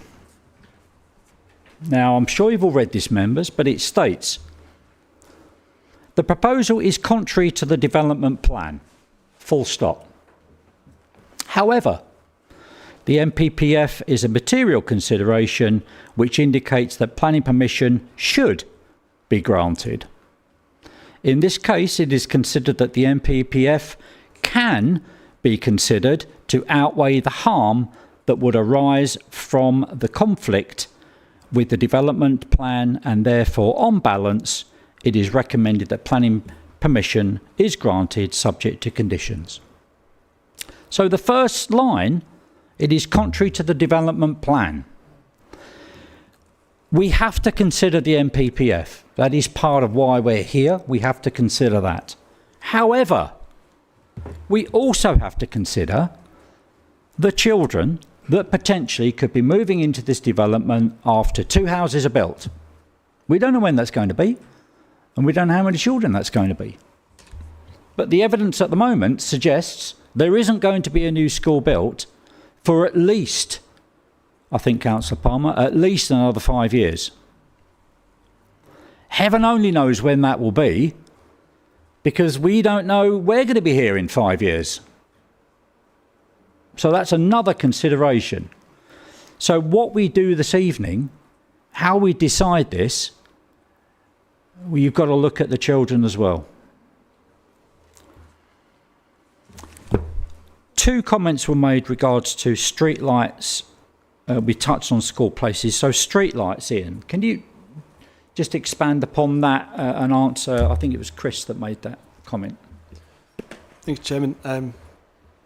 The applicant wasn't proposing any street lighting within the development, although bollard lighting was proposed for the public footpath that would lead from the site towards the primary part of the site towards the route through under the railway line. That is not unusual for residential developments. Not all modern developments have street lighting. There's a ability to secure additional lighting through a condition. We've already got condition 13 seeking a lighting plan to be submitted. That's primarily in the interest of ensuring no harm to biodiversity, which is one of the reasons for not including lighting on developments. It doesn't. The applicant has confirmed to me in writing today that if this is an issue, they would be more than happy to amend or provide street lighting, and we could easily address that condition, amend that condition to require it as described.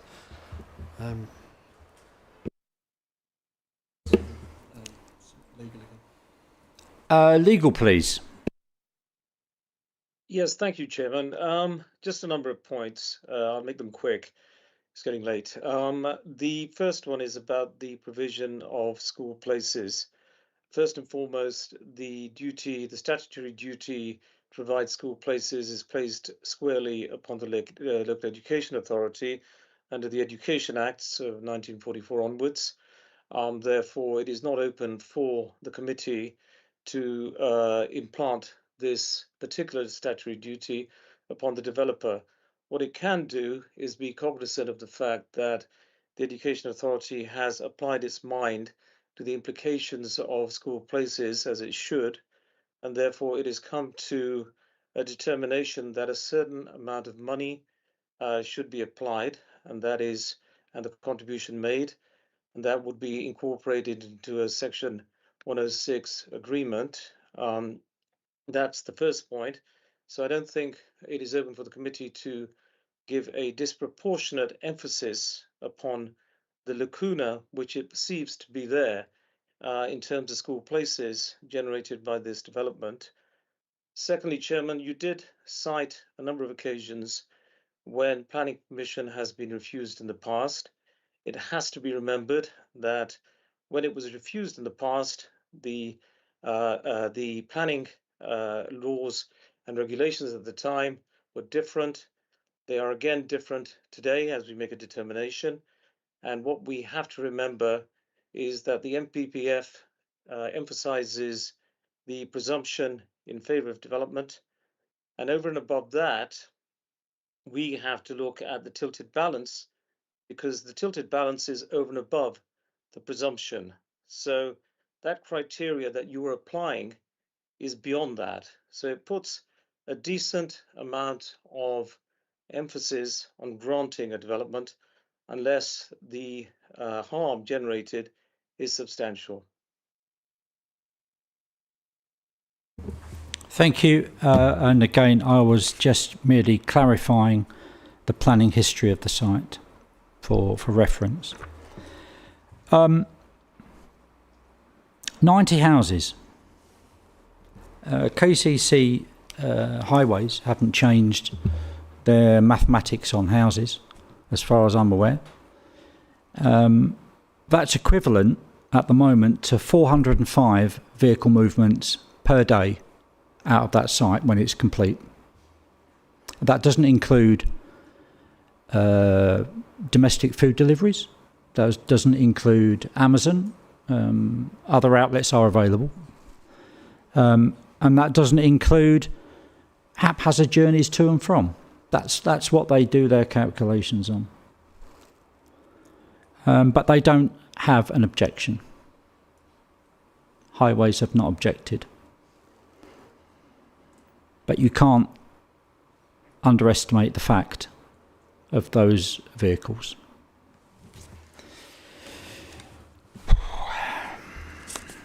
Does anybody else want to say anything? No. Oh, Councillor Marchington and then Councillor MacDonald.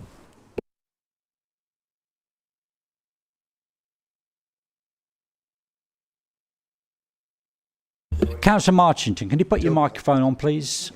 Thank you, Chair. I'd like to have another look at the rail bridge. Is the footpath go through the bridge, underneath the bridge, the same as the traffic is, and how wide is that footpath on a health and safety issue if you're asking kids to go walking to school? Ian, please. Thank you, Chairman. There's there's the existing route. There's the existing footway under the bridge, which is in that picture at the bottom right. That's the. I know. Bear with me.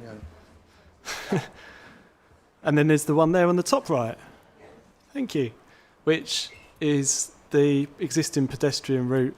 I haven't got a width for you of the pedestrian route, but it's the one that's already being used at the moment. It's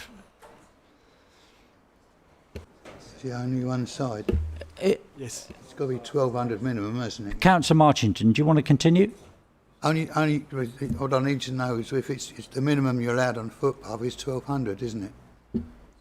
To passing people passing, or two running people running from afar. I'm not a footpath expert, Councillor Marchington. 1,200 millimetres, you're saying, is the minimum?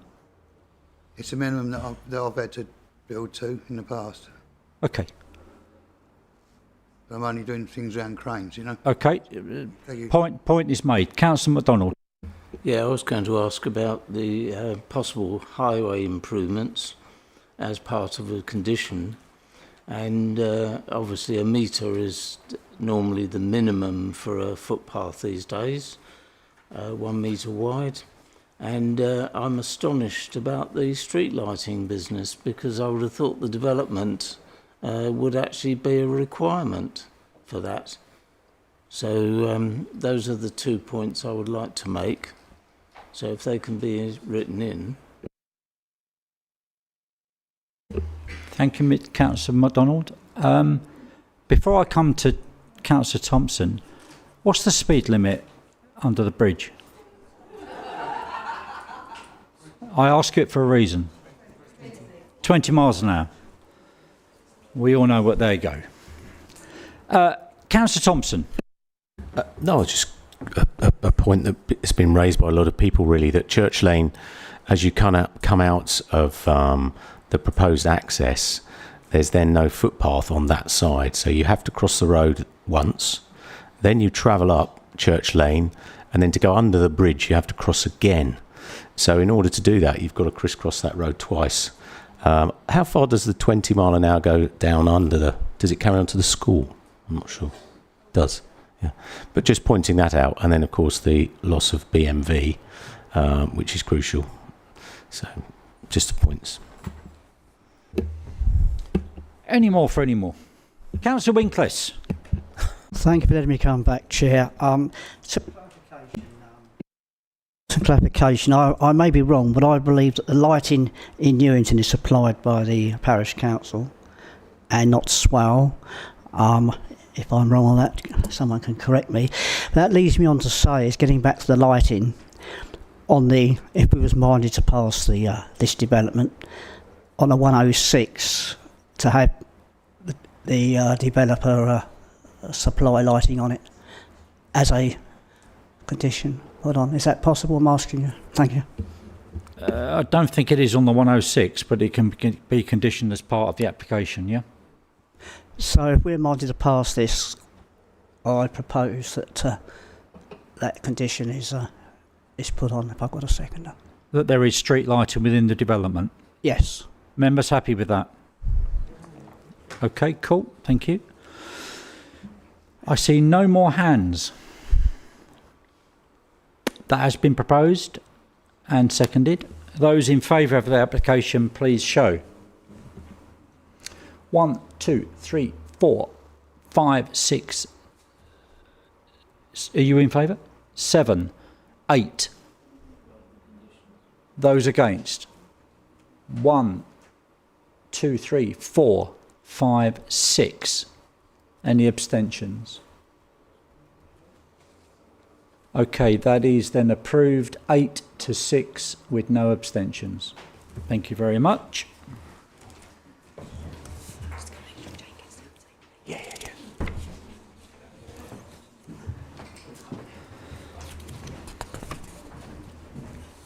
When someone dies on Church Lane, we remember this meeting.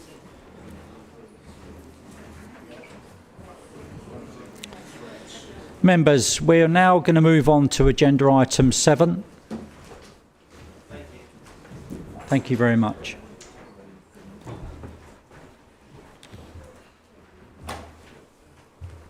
Just bear with us 2 minutes, please. Councillor Clark. Yeah, sorry, Chairman, I have to bring this up. I mean, I don't think we sit here in this chamber making difficult decisions only to have members of the public made veiled threats. Thank you, Councillor Clark.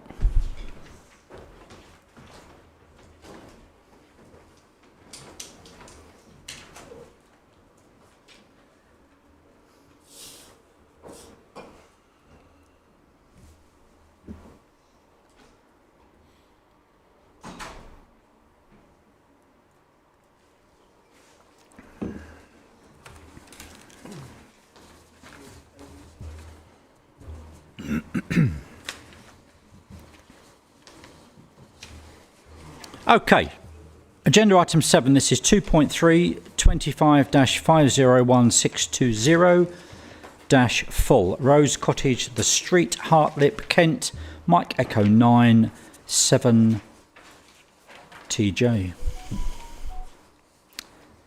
Whoever's phone that is, can you... Thank you. They don't bounce well out the window.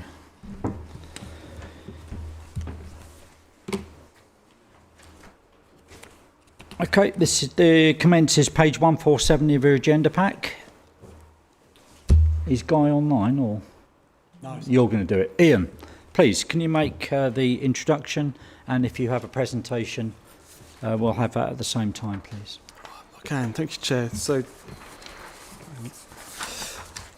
To start with the update, we had an additional representation which was circulated, and in response the applicant has set out that the garage building was erected not using strip foundations, and photographs have been provided of the foundations that were used. Since then, I've had a further representation email to me saying that something is amiss with the process. If this garage was proposed in this location in the first place, the council would have refused it, so this amended application should be considered in the same way. There's comments about the actions of enforcement officers and how no weight should be given to the fact that the garage has already been built. There's comments around the fact that plans were approved before, which should not have been the case, which I'll come on to. And that the responses of the conservation officer and the tree officer are not considered to be adequate, and therefore this person has said that they think that the hearing should be suspended pending further investigation. All will become clear. The application relates to Rose Cottage, which is to the east of the street. The application follows planning permission being granted under that 2024 application for the erection of a detached garage, the demolition of a wall and the extension of the driveway. This application seeks planning permission to vary that condition 2, which related to the garage location and an extension to the rear of the garage, and the trees protection condition. So that's the application site to the east of the street. It's within the built-up area boundary of Hartlip and within the conservation area.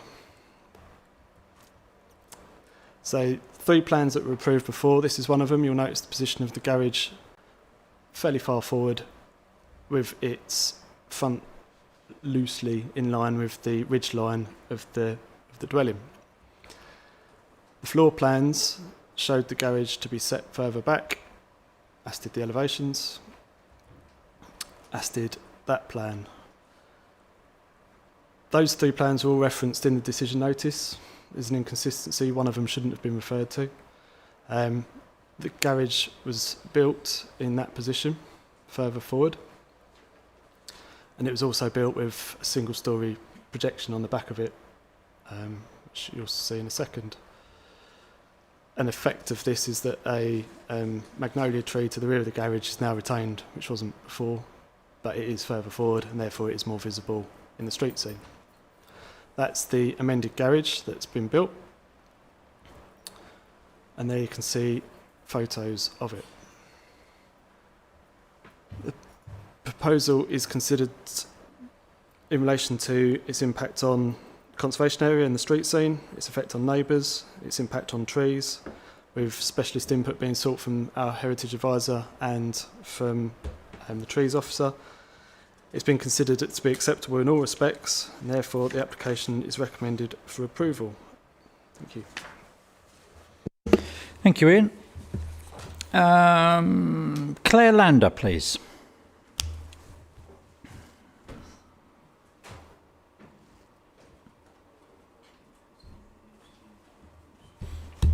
Good evening to you. This chair here, 2 buttons, one on the left-hand side. As soon as you're comfortable and ready, press the button and your 3 minutes will commence. Chairman and councillors, thank you for the opportunity to speak on this item. The officer's report at paragraph 3.6 acknowledges that due to an administrative error on behalf of the council, the planning permission for the garage referenced an incorrect plan number in condition 2, which showed the garage located further forward. The council has previously advised the applicant that as a result, no enforcement action can be taken in relation to this matter. This application is an opportunity to rectify this error in the wording of the condition, as well as regularise the minor amendments to the approved scheme. The as-built location of the garage does not have a materially different effect on the conservation area, neighbouring trees or the amenities of neighbouring residents than if it were located further back into the site. The small toilet extension to the rear of the garage is a de minimis feature It does not cause any impacts to the conservation area and it cannot be seen from public vantage points. Excuse me. The Council's Conservation Officer and Tree Officer are the expert consultants in relation to the matters at hand. The Council's Conservation Officer concludes that the character and appearance of the conservation area would be preserved. The Arboricultural Implications Assessment submitting with the application notes that the overall impact of the proposed development on the adjacent trees is low.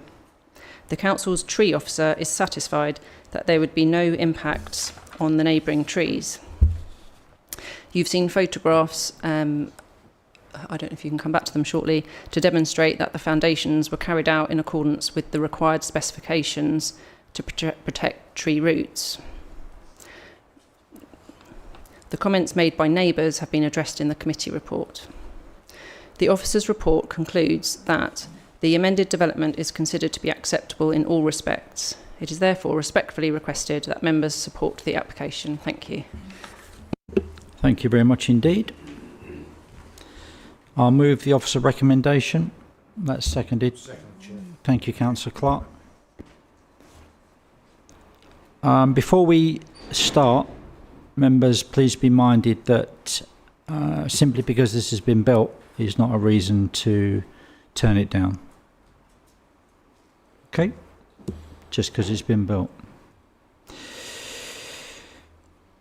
We have Councillor Chris Palmer and Councillor Richard Palmer again.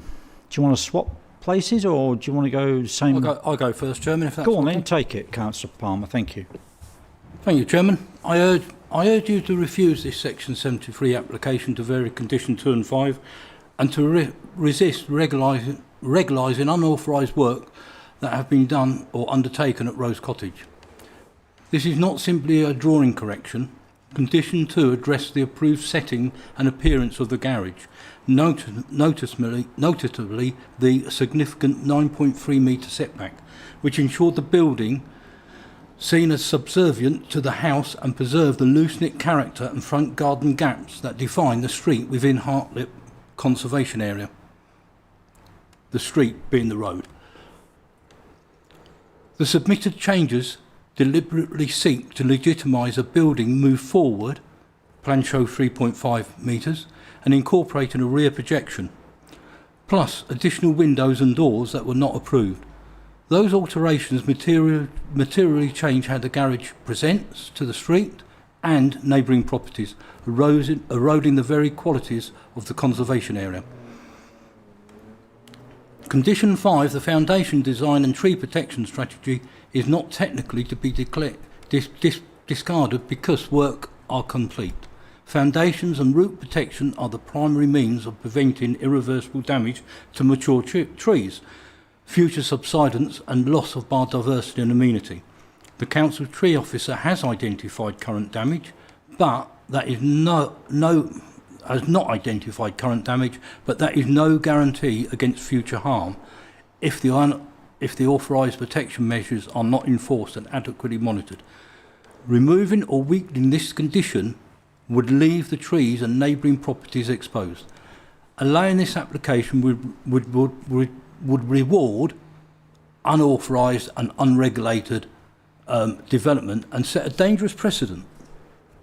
I accept that the wrong plans were sent, but the applicant should have realised that and should have checked with the council.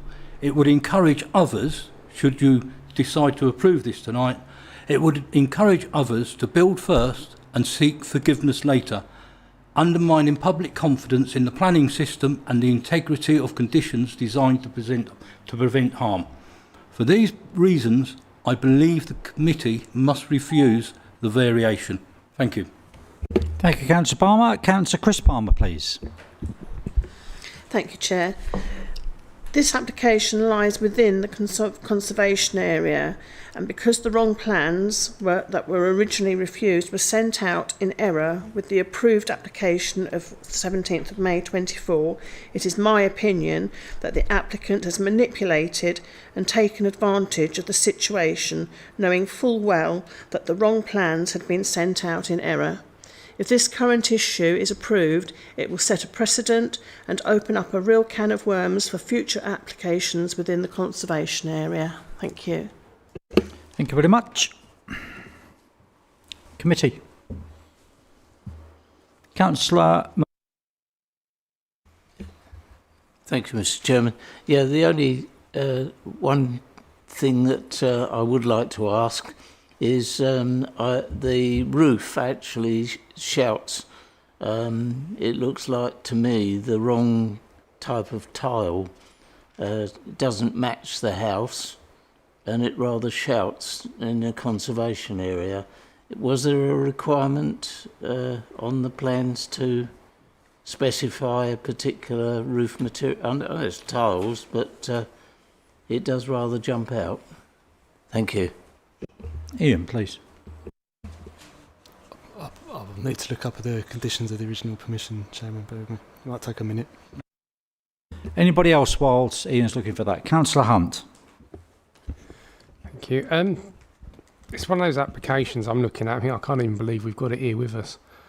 I can understand what the ward members have said, but it's been well explained what the reasons were and why this is coming here. It fits well with what is already existing in there. I can't see any issues whatsoever.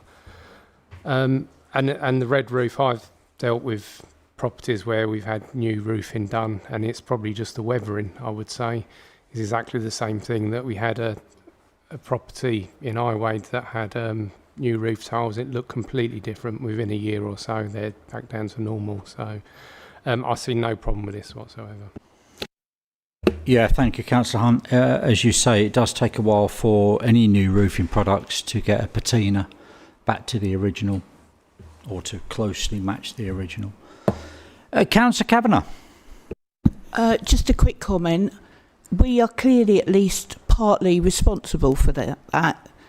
You know, yes, maybe the applicant should have realised, but if the wrong diagram was sent out, that's at least partly our fault. Thank you. Thank you. Anybody else? No. Right, Ian, have you found it? There's 2 O's in roof, yeah.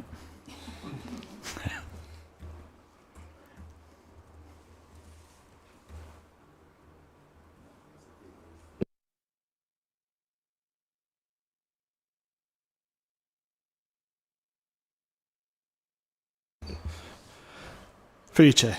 The condition 3 of the original permission related to the external surface materials of the application. In this case, we're not recommending putting any conditions on because our view as officers is that as built, it's acceptable. Thank you very much. No more hands. That has been proposed and seconded. Those in favour, please show.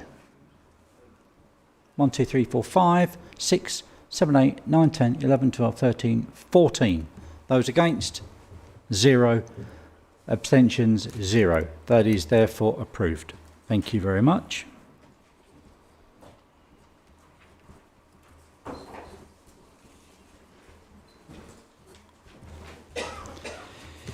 Agenda item number 8. This is on page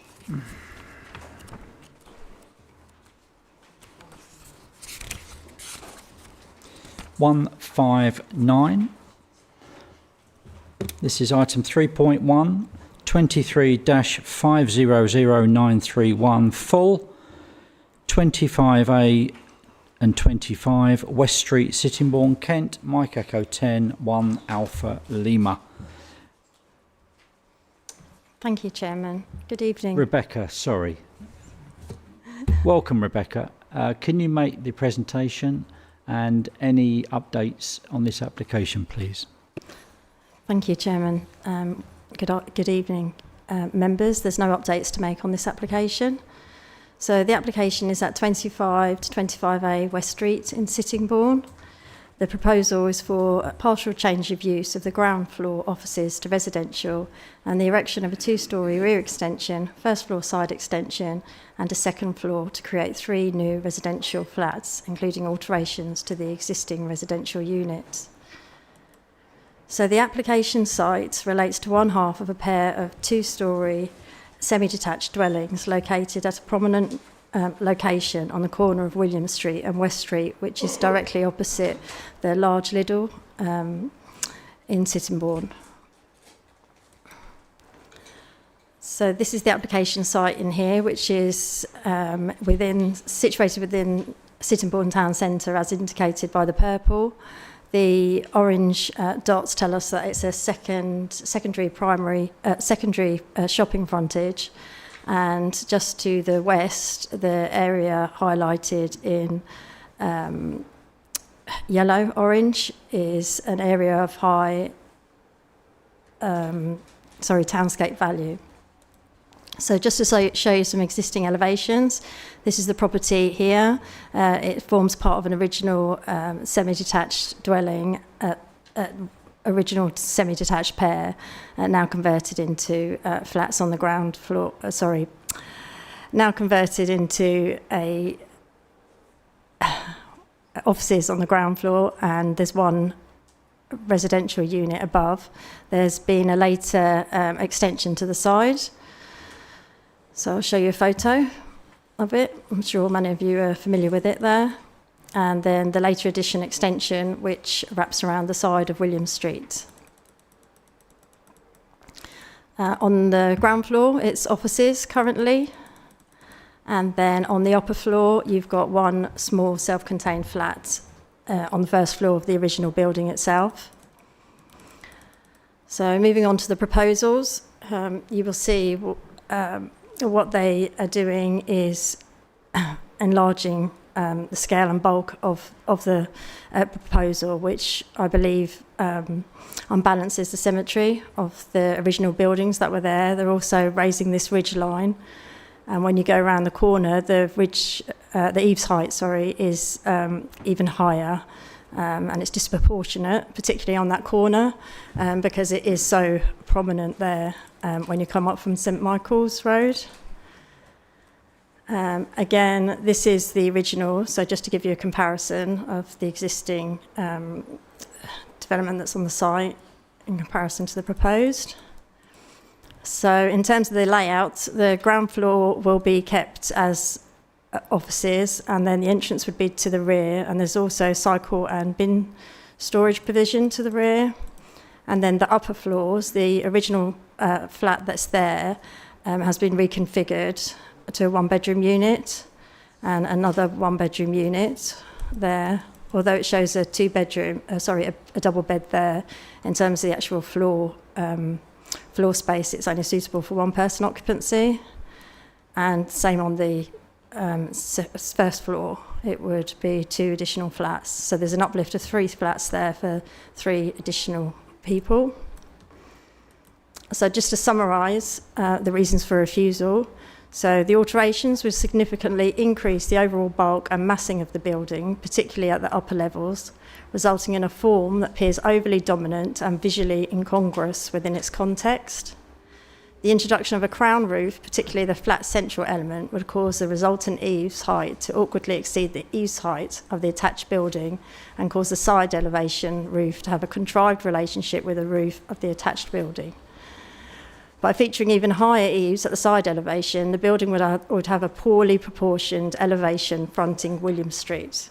This would be visible in views from Dover Street, West Street and William Street, and cause the building to be unreflective of the traditional building forms and mostly feature larger elements of pitched roofs that are dominant on the south side of the A2. Overall, the scheme would result in development that appears incongruous and unsympathetic to the host building and the original pair of buildings, as well as cause substantial harm to the character and appearance of the locality. In addition, the proposed development will create potential for recreational disturbance to the special protection area and fails to provide adequate mitigation against potential harm.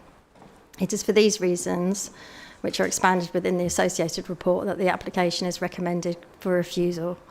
Thank you, members. Thank you, Rebecca. Can I now call, please, Laura Johnson? I believe you're the applicant, Laura, yeah? I'm representing the applicant. Okay, cool. No worries.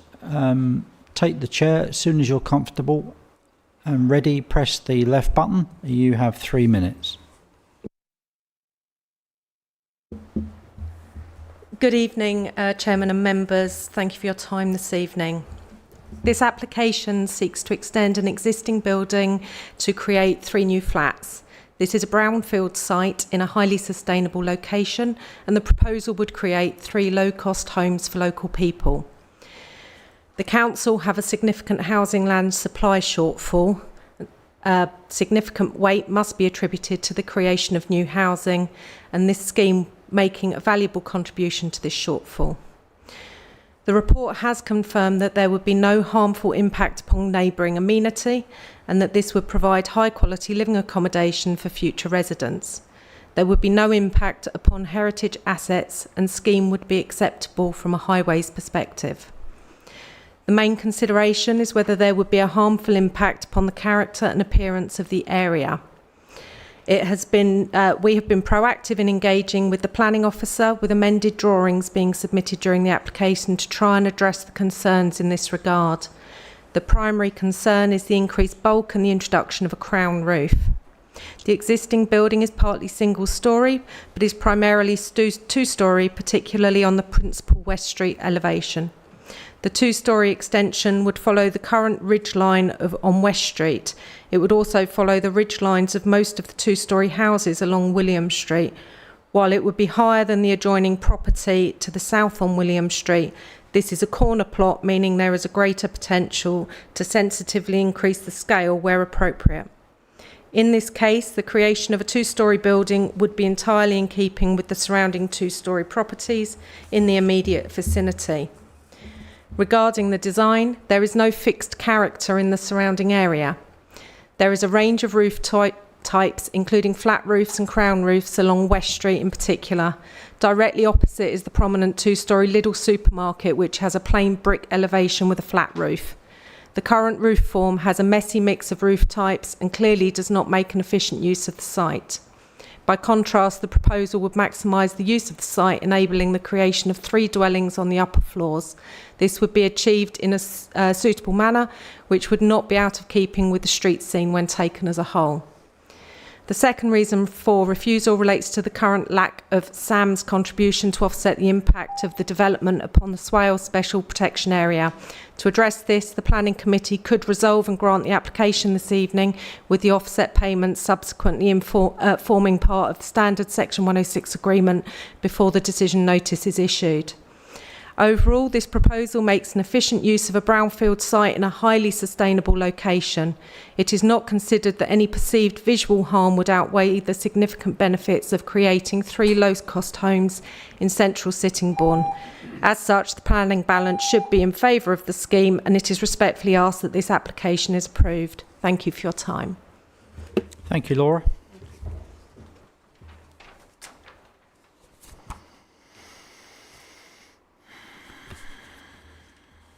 I'm happy to move the officer recommendation. Seconded. I will second that, Chairman. Thank you, Councillor Clark. I've got a request for a speaker, but before I go there, the application's been called in by Councillor Stephen. Can you tell us why, please, we're sitting here tonight? Yeah, I've got a few notes here, if you don't mind, Mr. Chairman, if I read these. One's a statement and others are queries on some of the reasoning behind the refusal. Firstly, I'm concerned that Swale Borough Council are not being more proactive in encouraging applicants to provide more affordable dwellings in Sittingbourne. We have a lack of these, and there's a lack of these being built on future developments. This application, modest as it may be, is willing to provide a genuinely affordable form of housing. I disagree that it is inappropriate when considering the relationship with the adjoining neighbour and its prominent location in West Street. And I feel that it would enhance the look and be more in common with its adjoining neighbour. At present, the front of the building is coordinated with a sign protruding from the first floor. The proposed design is modern, but in keeping with the applications, with other applications, and would help improve this part of West Street, as this is looking more run down in this area. Swalborough Council have said whilst the height of the roof would not exceed the existing ridge, its crown roof design, especially the flat element, would not appropriately integrate with existing pitch roof form, and given the visibility of roof forms of both 25 and 27 in the street scene, it is likely that the flat roof element would not be wholly hidden from view. I would ask how a flat roof on top of a building that is not overlooked or overseen can be inappropriate, and that it would not be wholly hidden from view, especially as it is bordered by pitch-tiled roofs. The proposed elevation in William Street would not be any higher than the houses on the same side of the street, and would have a lower pitched roof between the two dwellings, which would retain a similar street scene. Although the pitched roof would be higher than the house opposite William Street, it will be in keeping with other houses in the street. And you haven't got a picture of the other side of the houses. Just further up on the left-hand side, there is a 3-storey building with a very high roof. And that's on the same side. And looking at the plans, it's going to be the similar height, or maybe lower than that one you see there. On the opposite side to that, there is a three-storey building which is high enough to meet the same height as what's being asked here. The 3 extra flats would be ideal for all amenities, would require no parking, be ideal for commuting, and would be a good start for people who have not yet saved a deposit for their own home. So what I'm saying is, it's not a bad plan. It looks, I would think, enhance the front and modernise it, not to the extent that it was extreme, but enough to say that this is a new building and it's worthy of consideration because of the amount of accommodation it can provide. Thank you. Thank you, Councillor Stephen. Rebecca, do you want to put some answers to those? Thank you, Chairman. So in this case particularly, it's really about the proportions and how they fit within the context of the street itself and the design to get accommodation in there for 3 additional people. It seems quite excessive. If we're looking at the design itself, so if you take the eaves height with the adjoining semi, and I also would like to say with this particular one that we are on a number of revised drawings, and I did visit this site along with our urban design advisor, and we met with the applicant of the site to try to work with them to try to come up with a better design, and we discussed different options.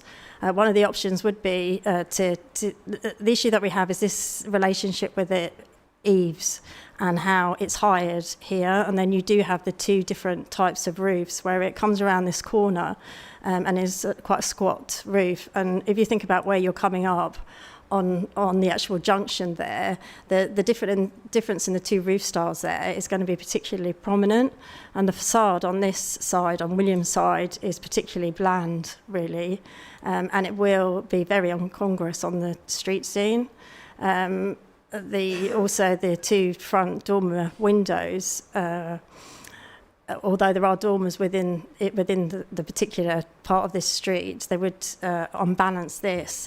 We did discuss potentially if we could, other design options might be to maybe mimic or retain the semi-detached what's there, but to drop down the height here and to come around the corner with the same roof pitch, which would be more appealing really, but it would result potentially in the loss of one of the self-contained flats. I'm not sure that it was So this was the design that was put forward, and it just doesn't work in the context of the streets in there. Thank you, Rebecca. Ian.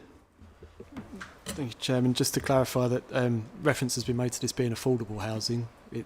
It's not affordable housing in the context of planning policy and planning legislation. It's cheaper housing because it's smaller, but just to make it clear that this isn't being proposed or secured as affordable housing in the way that we mean it in planning. I think that's just a play on words, isn't it? Thank you, Councillor Stephen. Before I bring in Councillor Clark, I've always been in favour of applicants speaking to the planning officers. Always. Whether it's a garden fence, which we'll come on to later, or a huge development. Why? Because our planning officers are the professionals and they know what generally is acceptable and what generally is unacceptable. So the statement that was made earlier that conversations with officers have taken place, I would ask, at what point did that break down? Because clearly, from the recommendation, the officers, I would suggest, have tried to steer and help and guide the applicant to put in an application that would be approved. Yeah, that's what they're there for. But that's not been the case. I look at page 164, and this is under the visual impact. And I think it is quite important. On 734, it mentions the increase in overall bulk and massing, which has been discussed.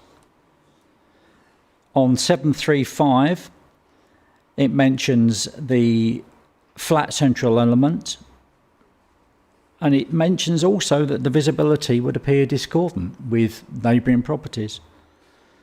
And that does not mitigate or justify the harm that would be caused by taking that approach in this case.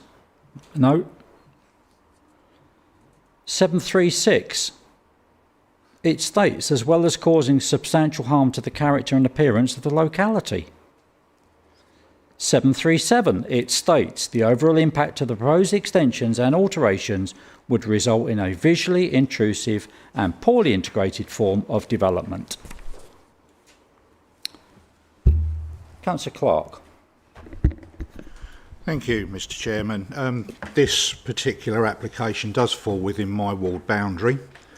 I am speaking to it tonight as a member of the Planning Committee rather than as a ward member. I first became aware of this application some significant time ago when I was contacted, I believe it was by a member of Mr. Popat's staff. She, at the time, wanted me to call this in to the Planning Committee. I said I would consider it when I saw the application and read the what was on the online portal.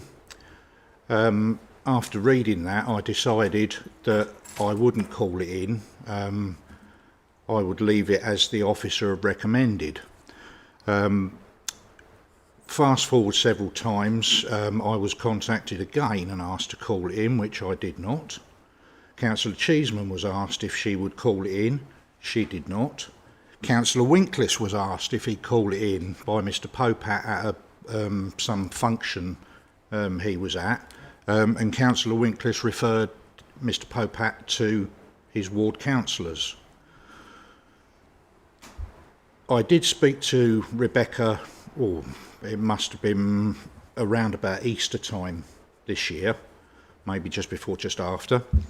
And she explained to myself and Councillor Cheeseman the reasons for the recommendation of refusal. And I completely, when I look at this, and the paragraphs you pointed out, Chairman, they were the same that I would have pointed out. I've known this site for over 50 years. The side, the little quirky side entrance stroke shop, if you like, used to be a photographic shop. CP Studios photographic shop and supplies. Having looked at the drawings, I was made aware that Mr. Popat wanted to speak to me again, so I telephoned him.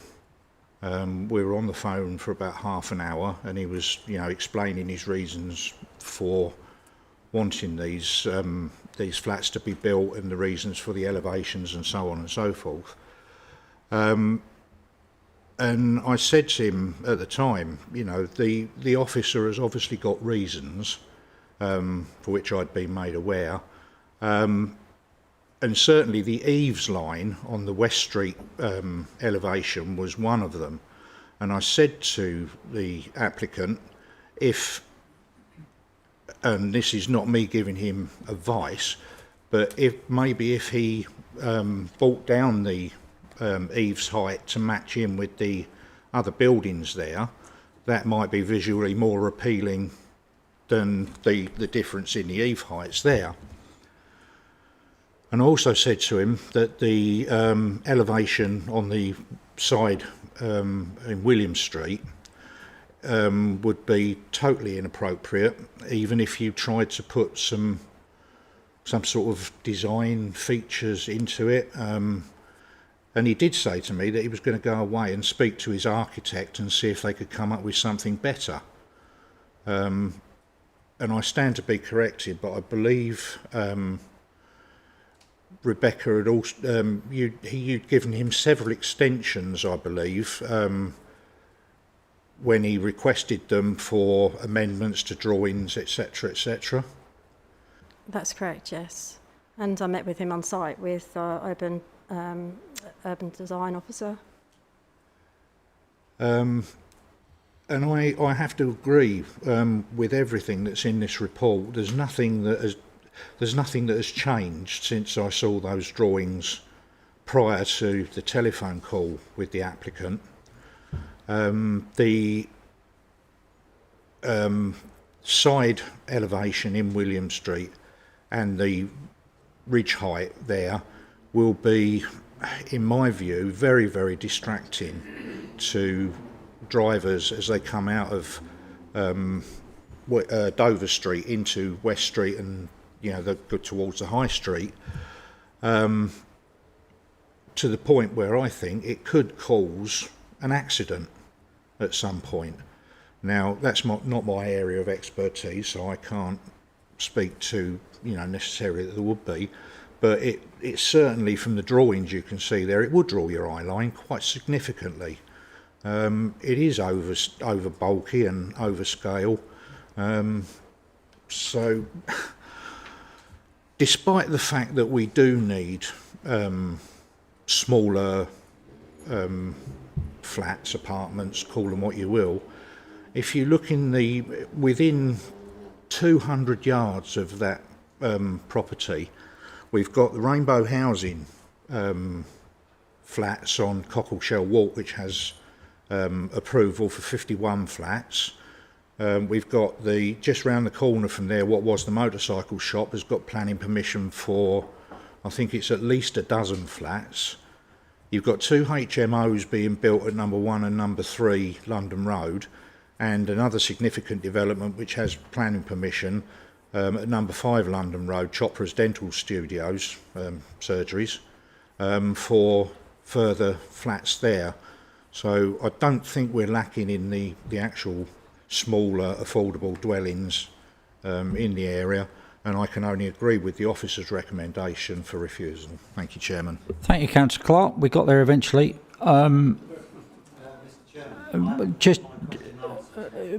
Councillor Stephen, just hold fire. Councillor Stephen, you had the opening gambit this evening. Just hold your fire, please. Councillor Kavanagh. Thank you, Chairman. I also got approached, being asked to call it in, so I referred to Councillor Clark and Councillor Cheeseman. I thought it was quite an unusual procedure, but that's not my main reason for talking. For those of you who don't know where this is, if you go around the one-way system in Sittingbourne, you come out and it's there right in front of you. It's very visible. The corner bit's quite a quirky building, but I quite like it. To change it and to have this crown roof up so high would majorly change the outlook. And it's not something in a row of houses. It's right in front of you as you come through the one-way system. And what hasn't been mentioned at present, these flats are very small. Clearly, the space inside has been organised and the roof has been put up to squeeze as much in to get as much money in. We want good quality housing, and I'm not sure that this is the right place or the right number of flats. Thank you. Thank you, Councillor Kavanagh. We are nearly at that hour, ladies and gentlemen. I propose extending standing orders. Who said no? You're free to go. Thank you, that is approved. Councillor Speed. Thank you, Chairman. Fundamentally, this proposal seems to be offering 3 low-cost flats on a brownfield site in a sustainable location. The applicant does claim to have tried to deal with the officer's concerns, although clearly that did break down at some point. It involves repurposing of office space to residential, and we need to see a lot more of that to avoid building on greenfield sites. Personally, I don't find it visually obtrusive, although I accept that Councillors Clark and Cheeseman are much more familiar with the site than I am. But we are trying to build more homes in urban locations, specifically Sittingbourne. So from my perspective, I think I would be minded to grant permission for this one. Thank you, Chairman. Thank you, Councillor Speed. Councillor Thompson. Yeah, it's bringing in mind proportions. I know this has brought up earlier that if you go just up William Street and juxtaposes a 3-storey building, and then obviously as you turn right down Ufton Street in the corner, there's then 4 stories that are new, and then are we sometimes losing the point? What was there originally was already a different eave height to what's now proposed. If anything, they're bringing something back up with the new one in line with the roof height, whereas the old short extension wasn't that. So I understand the points from the officer, but I just think I agree with the last speaker or last member that we are short of small accommodation, and it would give that in a brownfield site. And bearing in mind as well, we're opposite an industrial building, which is just a big blank facade. So for me, I think the benefits outweigh the costs. Thank you, Councillor Thompson. Councillor Hunt. Thanks. I must admit, I'm in two minds with this one, because when I first saw this and going through the presentation, I was thinking it looks so much better than what's there now. And then I remembered it's actually up for refusal, not approval.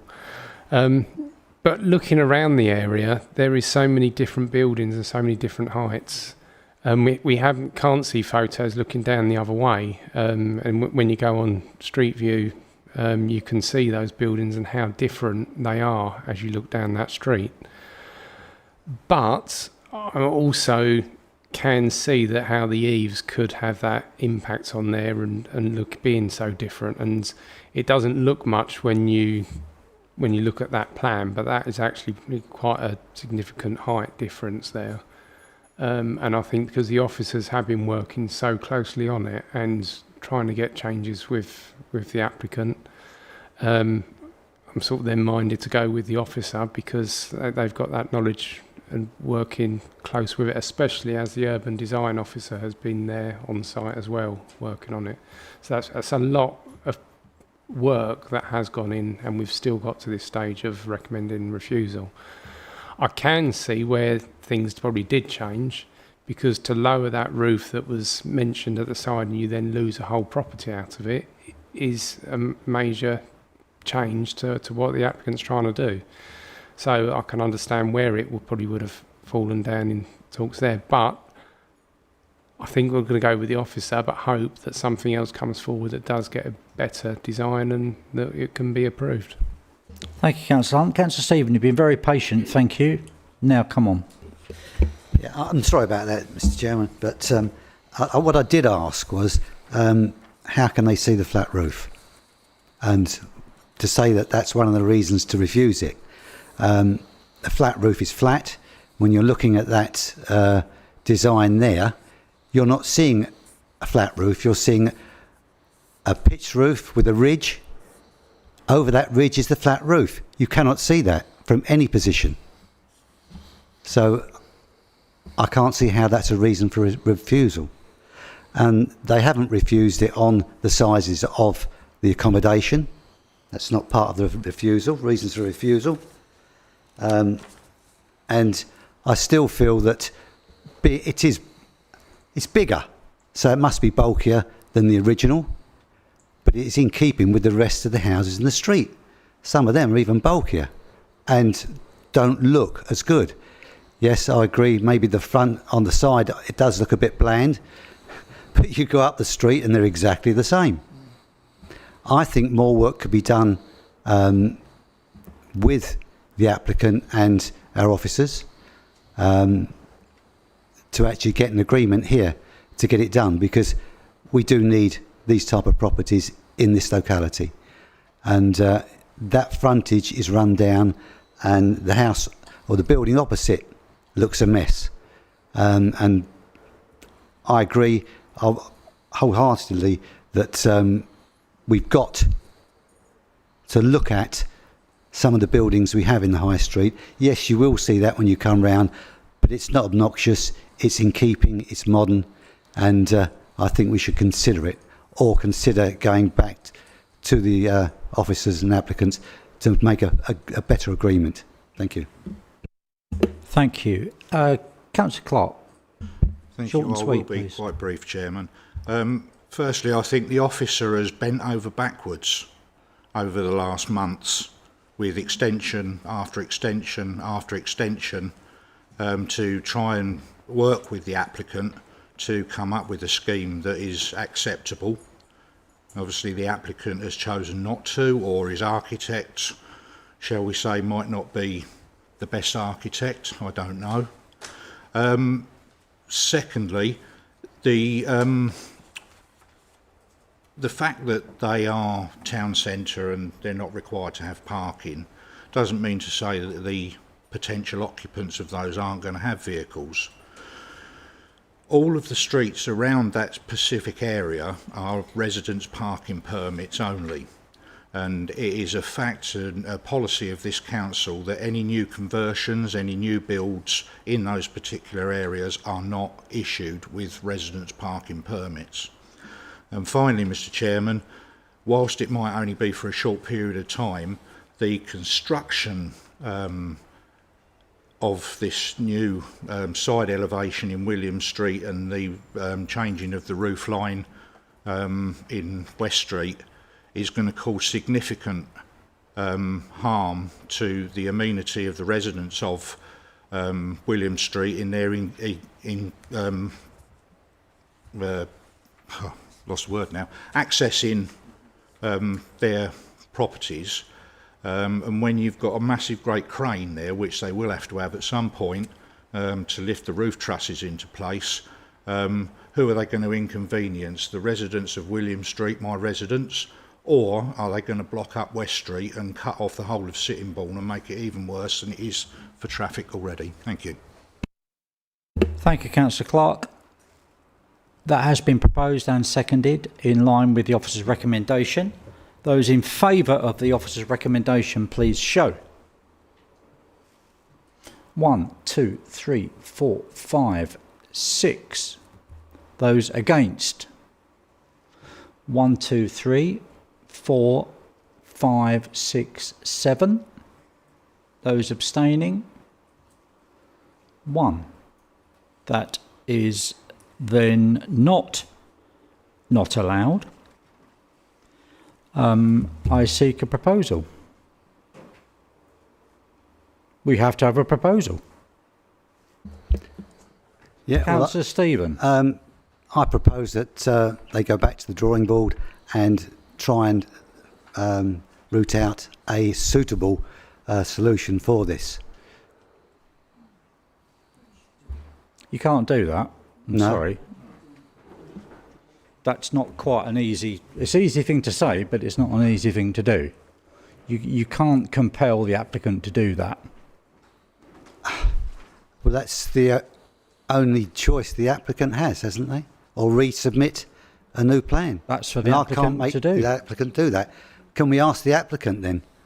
No. You propose an approval, Councillor Stephen? Because that's the only option you've got. Yeah. Yeah.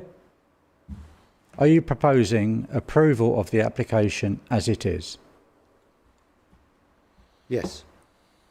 Is that seconded? Multiple times. How unusual. Councillor Hunt. Thank you. Thank you. I think I would say, though, that the reasons why we would go against the officers on this one, and I think for me it is because there is so many different types of building in that street, of different elevations and sizes. That is why the fit would be more acceptable with this than it normally would do. But also, obviously, we need conditions on there as well. I think all the general conditions that we would normally put on with on residential that we have in there, I don't think there's anything in addition that we'd necessarily need, other than we do need to put the SAMS payment on there as well. Apart from that, I'm happy with what's been proposed to approve it. Thank you, Councillor Hunt. Ian, please. Thank you, Chairman.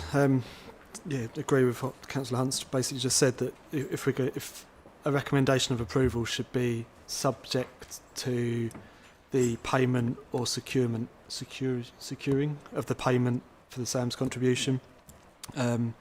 Conditions that we might wish to consider, we'd have to do one related to the standard time condition, the plans condition, securing the cycle parking and bin stores, biodiversity enhancements, which isn't BNG, it's lower level for this one because of the age of the application.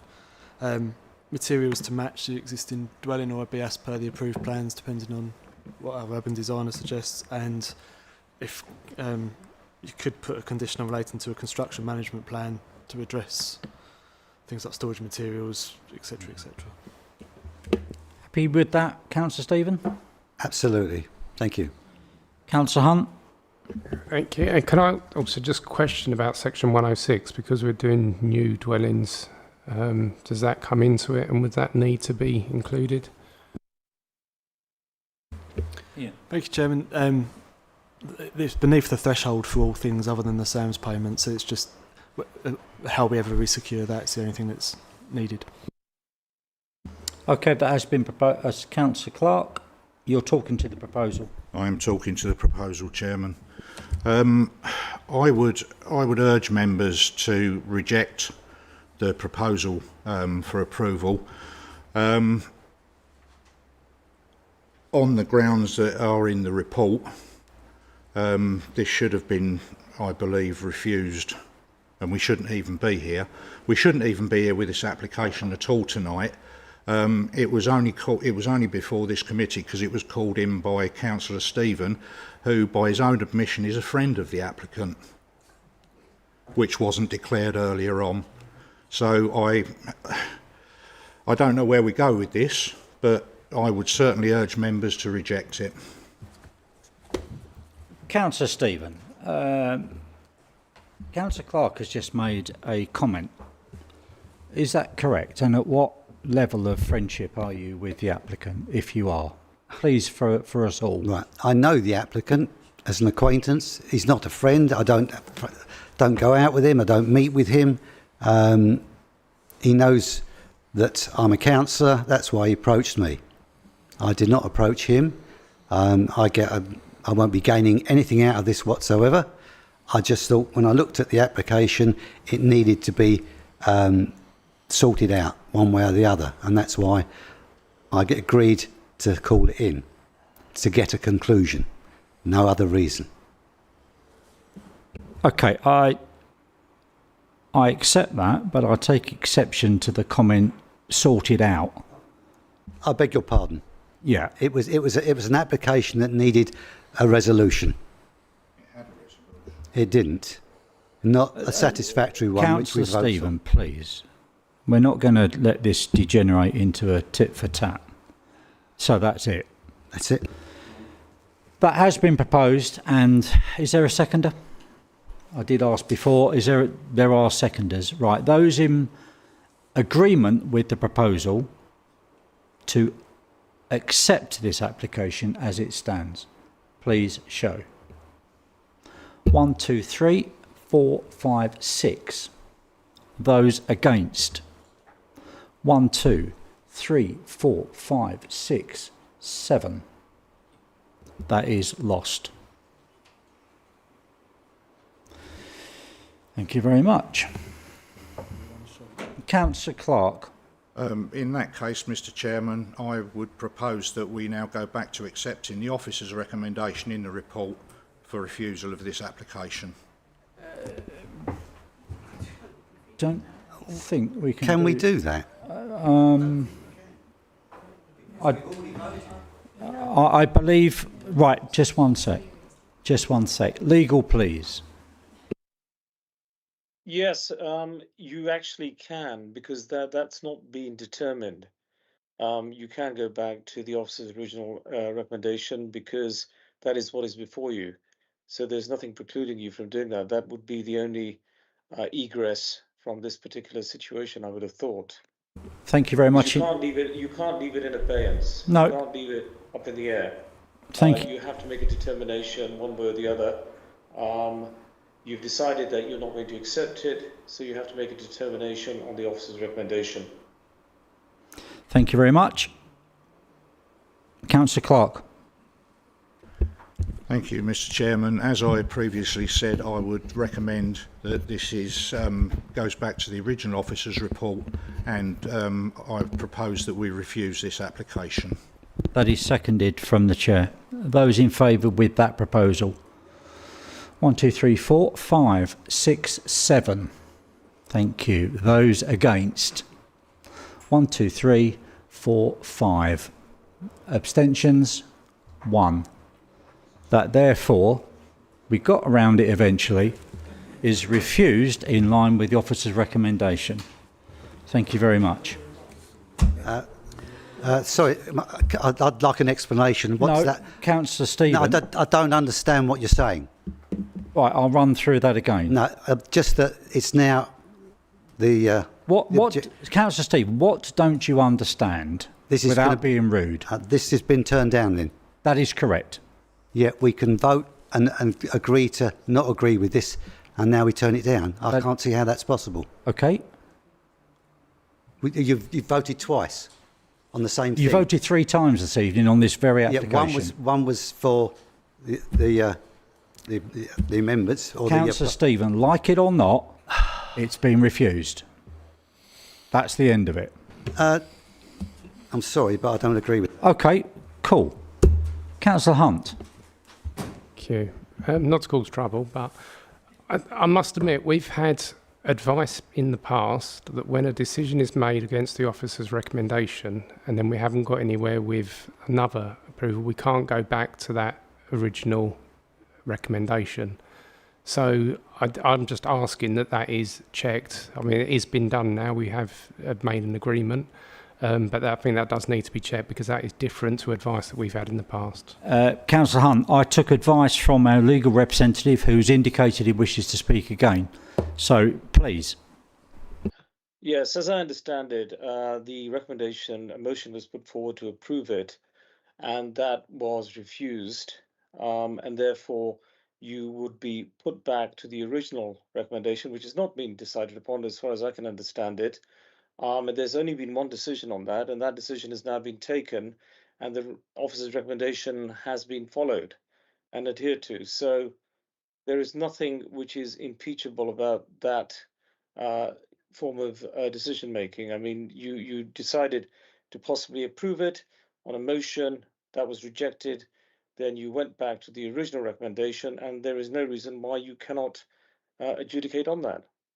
Thank you very much for your advice. You are the professional, and we take your professional advice. Right, members, we're now on to part 9.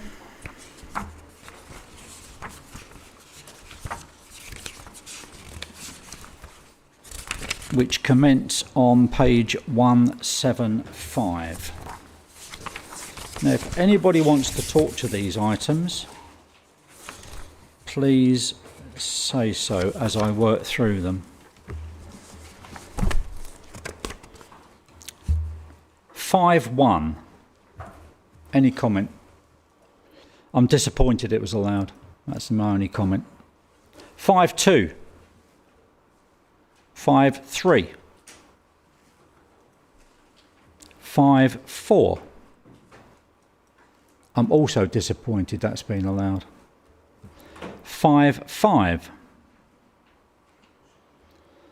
That was a superb result from my position, allowing any site within the holiday network on the Isle of Sheppey or Swale a 12-month occupancy, whether temporary or not, bearing in mind COVID is a long way gone, is a good result. Councillor Clark. Yeah, I have to agree with you on that one, Mr. Chairman. And looking at this week's upcoming planning list, there are many caravan parks on the island that are putting in for permission for 12-month residency. So this was an excellent decision which backs up our previous decisions. Let's hope that that sends out a very clear signal, Councillor Clark. Thank you. 5.7. 5.8. 5.9. 5.10. 5.11. and 5.12. That nearly concludes our business this evening. I was going to make mention of Councillor Clark's birthday, but as he's not brought cake, I'm not going to. He's eaten cake. Well, we're not going to sing happy birthday to you either. Members, officers, thank you for your time. I then close the meeting at 14 minutes past 10. Thank you very much.